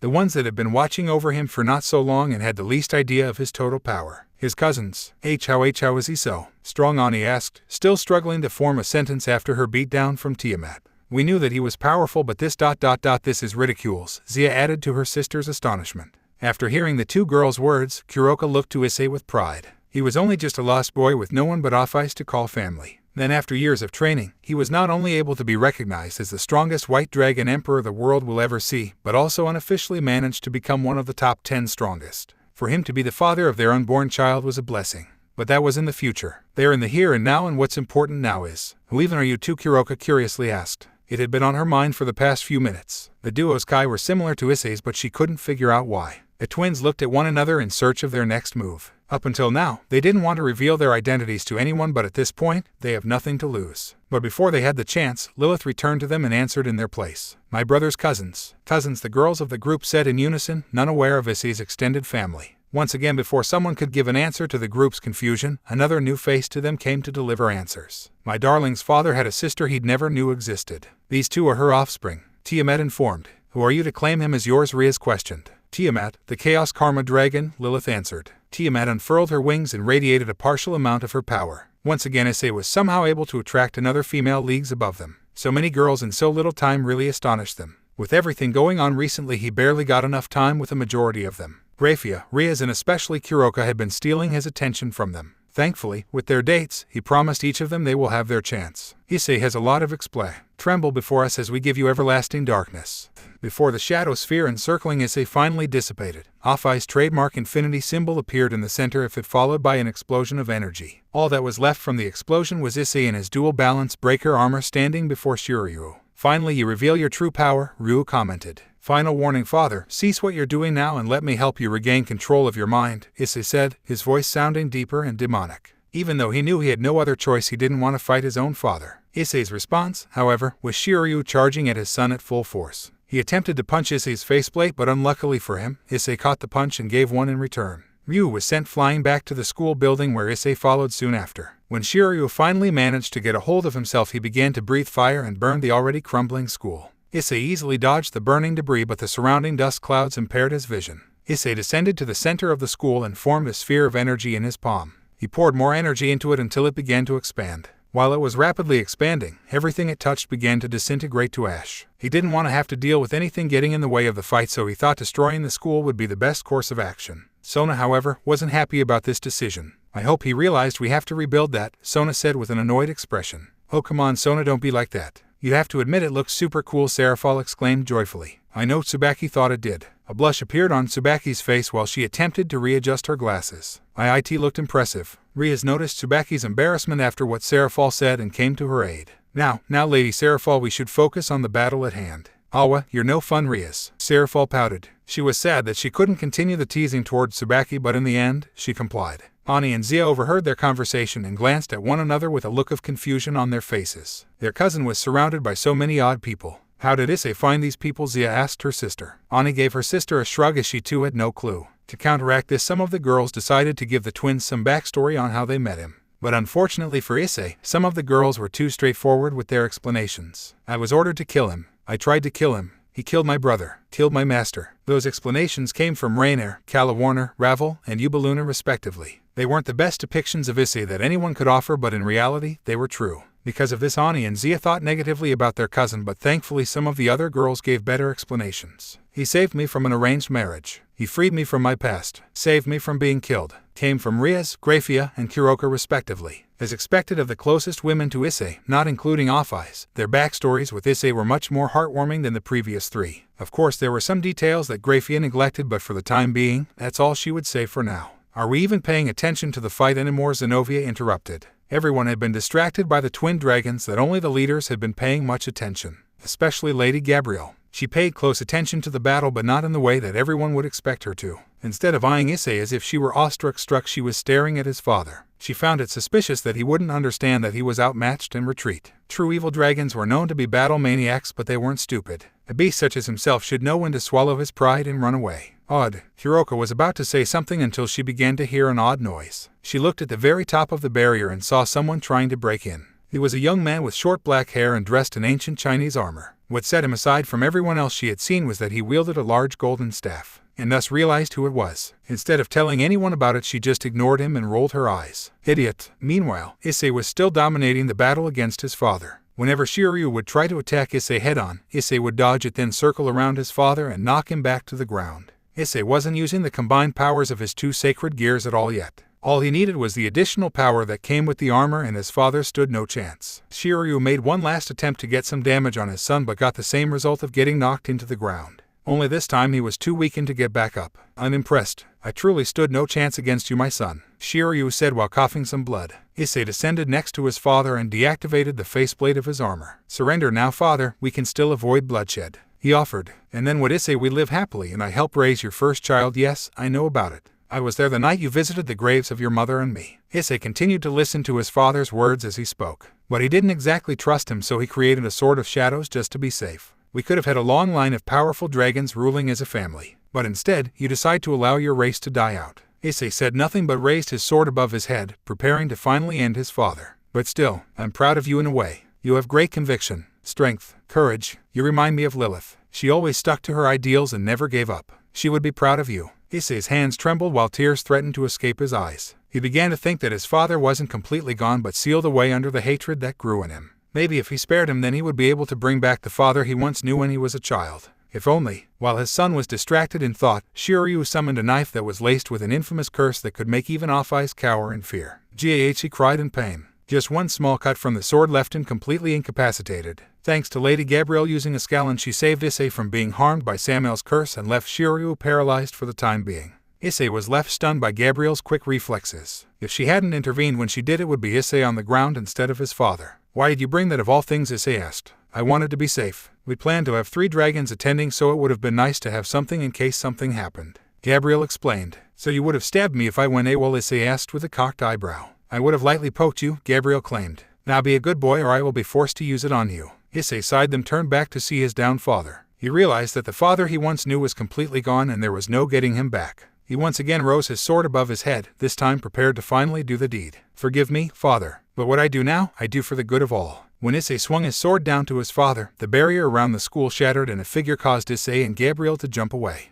In the dust, all Issei was able to see was a cloaked figure grabbing his father and retreating. Before he was able to chase down the cloaked figure, a certain monkey boy fell from the now broken barrier and landed next to Volley. It's about time. I've been trying to break through for so long, he exclaimed, clearly annoyed. Biku, what are you doing here? Volley asked, seemingly coming out of nowhere. We're finally going to fight the Northern Earth gods, so I was sent to find you and bring you back. The now identified Biku answered. I see. Well, it's about time, Volley replied. She and Biku were preparing themselves to leave until she heard a voice coming from the group. That's so cruel, Volley. You're leaving us for the terrorist organization. To think I thought of you as the daughter I never had, Azazel claimed with false sorrow. Volley just shrugged to Azazel, knowing full well he knew why she was joining the Chaos Brigade. Sorry, Azazel, but being labeled as a bad guy is way more fun. I get more opportunities to fight stronger opponents, she replied. Azazel just chuckled. He knew that she wouldn't kill anyone, so, for now, he'll let her have her fun. While they spoke, Biku was getting a bit bored and decided to scan around for people in attendance. That's when he saw his favorite black cat. Hey, babe, it's been a while, Biku said. Screw off, monkey boy. You know I have a mate, Kuroka replied, clearly annoyed by Biku's antics. Oh, but I don't see him. What he doesn't know can't hurt him. Biku was cut off when Issei appeared behind him and began to grind his still armored fist into his skull. Speak to her like that again, and I'll mount your head on your stick, Issei threatened, before releasing him. Noted, Biku said weakly while on the ground. Volley continued to stand there and snicker while Issei had put Biku in his place. He lightly kicked his shoulder as a motion to get up. Get up, jackass, we have places to be. After a few attempts of trying to re-establish himself, Volley knew that it wouldn't be happening anytime soon and activated a magic circle herself. But not before requesting one last thing. Make sure to call me when the baby's born. Some of the newer women in the group, such as Penemu and Gabrielle, were confused at what Volley had meant and looked to Issei for an explanation. I hate Volley. After Volley had left, the 3 faction leaders brought back the soldiers who had been teleported away by the magicians at the start of the fight. When they returned, all 3 factions worked together on rebuilding Kyo Academy after Issei had willingly destroyed it during his fight. When the building was fixed, only the faction leaders returned inside while everyone else remained outside. A majority of the females were formally introducing themselves to Tiamat and the two twins. Zenobia and Irina, on the other hand, were off to the side and rekindling their friendship after Zenobia told her the real reason she never returned to the Vatican. Meanwhile, the only three guys were sitting on the school's roof watching over everyone. I give this alliance a year until shit breaks loose. Kurai joked. You're such a jackass, Issei replied, which punching Kurai's shoulder. I never thought I'd see the day peace between these factions would become a reality. These past few years have been full of surprises. I'd say. Who knew that you'd attract so many women? Kurai asked rhetorically. You're gonna leave guys like Kiba all alone. I don't know. Looks like Kiba got his eyes set on someone. Issei noticed that Kiba hadn't been paying much attention to their conversation but was instead looking in the direction of Irina and Zenobia, paying most of his attention to the former. You should go talk to her, dude. Kiba snapped out of it and turned to Issei with a cocked eyebrow. Since when do you care about my business? I seem to remember that we weren't on the best of terms. Issei raised his arms defensively but still gave a shrug. Hey, we may have gotten off on the wrong foot, but the fact of the matter is this. We both care about Riaz and the rest of the peerage, so let's just try and be friendly. Kiba thought for a moment, but in the end, he decided to roll with it. It doesn't even matter, dude. She's probably returning to the Vatican after the meeting. Then there's the fact that she's an exorcist while I'm a devil. True, but I can probably convince Gabriel to station her here in Kyo and go to school with us. Issei offered. Plus, who cares if you're in different factions? You know that I have lovers on all sides. Kiba sat there for a quick moment and after it passed chuckled. Well, that's one way to start our friendship now, isn't it? The perks of being Harem King. After the leaders had finished the talks for peace, they returned outside with everyone else to say their goodbyes. But before they left, Issei remembered to make a request of Michael to fulfill a promise. Lord Michael, I have a big favor to ask of you, Issei said. Anything, as long as it is within my power, Michael replied. Do you think that you could allow Zenobia to pray again? I know it would mean a lot for her, Issei requested. Zenobia, along with some others, gasped upon hearing the request. The devil being able to pray was something they never would expect. Michael himself was surprised by such an unorthodox request but was more than willing to fulfill it. Well, Zenobia, is it the truth? Would you still pray even with the knowledge of God's demise? Yes, I would. Praying had brought me much comfort while I was under your service, and it would be greatly appreciated if I could do so once more, Zenobia answered. Michael noticed that Zenobia was speaking with all her heart. He thought that it would be a shame if someone like her were unable to pray just because she was a devil. I can see you speak the truth. Very well, once I return to headquarters I'll make the change to the system. I think I'll stay here for a while. I can't believe how much I like this place, Azazel said. Plus it'll give me the opportunity to study your dual sacred gears. Before Issei was able to deny Azazel the chance to do any research on him, Penemu hugged Issei from behind. I'll do the same. It'll give me the chance to spend time with my little Issei. Gabrielle did nothing but watch her sister take the chance to spend time with the man she also loved. Michael saw the distress on her sister and allowed her to do the same. You won't be needed in heaven for the time being. If anything happens, I'll make sure to get Grisela to call you. Gabrielle looked at her brother in shock and hugged him in gratitude. What she did next, however, surprised everyone. While Penemu had Issei from the back, Gabrielle took her chance to palm Issei's cheeks and give him a passionate kiss. Ara, what a bold angel you, Fufu, Akino teased. At this rate, she'll become a fallen Naya, Kuroka joked. Michael enjoyed the sight of Gabrielle embracing her love for another. She, of course, had platonic love for all of humanity and her brothers, but her romantic love was reserved for one man, Issei Hayaudu. Just one person was able to attract women from so many sides. He would no doubt have a part of keeping this alliance intact, and God help the side that would do anything to break it. When the kiss ended, Gabrielle and Penemu engaged in a minor back-and-forth argument. Issei took this as an opportunity to take in a full view of all the women he held dear. He would preserve the happiness in his life so he wouldn't be cursed with the same fate as his father, who in himself needed to be dealt with. His father's pure soul was trapped within the hate. He knew he could never bring him back, but what he could do was reunite him with his mother. That will be the day when he can finally bury him alongside his mother. He'll bury the past only to grow the future.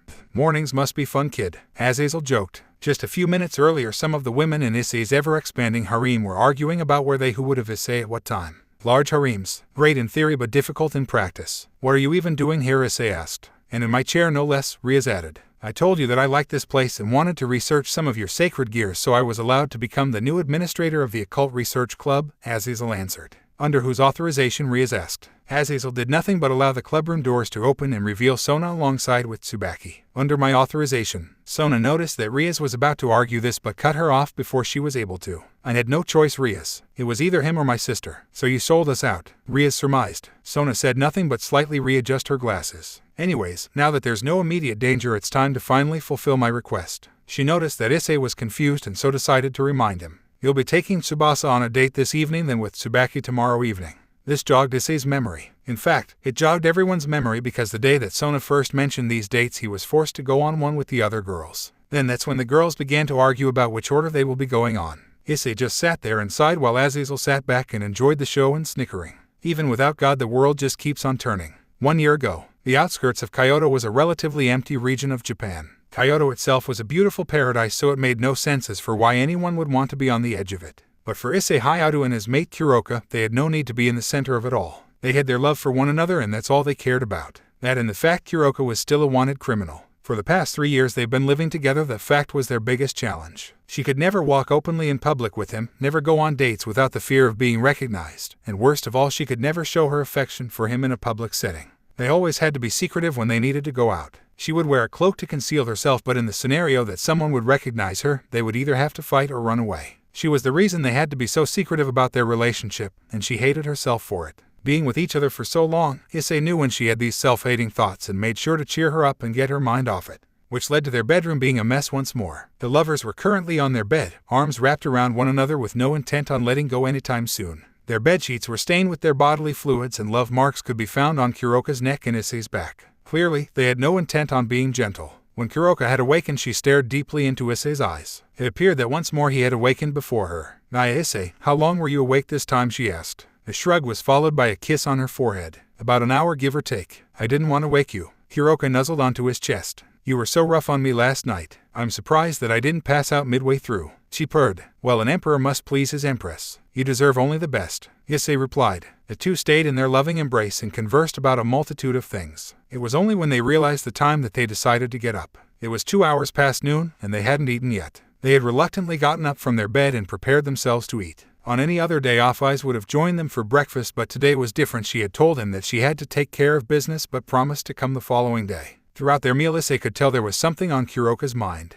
She was fiddling with her fork and tapping her foot. To him it had appeared that for whatever reason she was nervous and restless. At first he thought that it was something about her being guilty about having to hide again, but he saw through it. It was something more. He soon got his answers when she finally spoke her mind. "Issei ... what do you think about us having kids?" A moment of silence formed. He didn't speak, but rather stared into his food, avoiding any eye contact from her. For a brief moment she thought that she asked too soon. However, her panic was quickly dispelled when he looked her in the eye and smiled. "There is nothing more I look forward to than to be a parent with you." Kuroka's eyes swelled with tears. For years she had wanted children. At first it was only to rebuild her race. But it all changed when she fell in love with Issei. Up until this point, everything she had done was for the sake of another. Of course she had a few moments of self-interest, but it was never anything life-changing.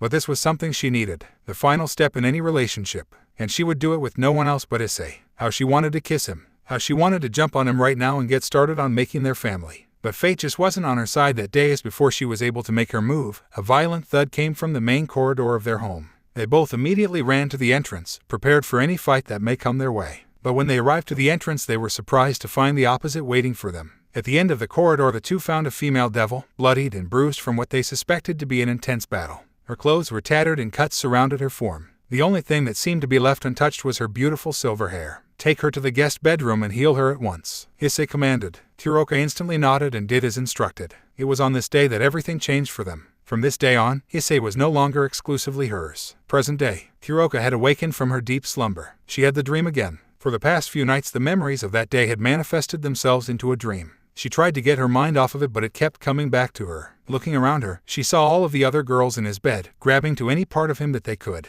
Because she was his first lover, Kuroka had the luxury of having the most contact with him, his face shoved into her breast. There were some slight changes with their sleeping arrangements in the past day. Both Calawarner and Middlet had withdrawn their interest for Issei, surprising as they were around before most of the others. Even with their withdrawal, both Gabriel and Penemu came in to replace them, and the entry of Tiamat made the total number of people in the bed to 11, a number she expected would increase if Tsubaki and Yubaluna were to finally express their feelings openly. The amount of girls that had become a part of the relationship astounded her. They all came in one after another. It was too quick to keep up with. She knew that they all loved him as she did, but there was a small part of her that resented Issei for being so charming and having a natural talent for attracting women. There were even some days where she wished that it was just the two of them. Even with all that in mind, she found comfort that she has something that the others could never take away from her. The pleasure of knowing that she will one day be giving birth to Issei's first child. That day was fast approaching. She was slowly growing the infamous baby bump that came with pregnancy. It was hardly there. She could easily hide it under her normal attire, but there. The idea of her being pregnant with his child was all she wanted for a few years. But unfortunately, her dream came with some road bumps. Because she was a Nekomata, Kuroka's pregnancy would only take a fourth of the time of any others. While it meant that the baby would come sooner and as healthy as any other baby, it also meant that the symptoms would also come sooner and it would hit her like a truck.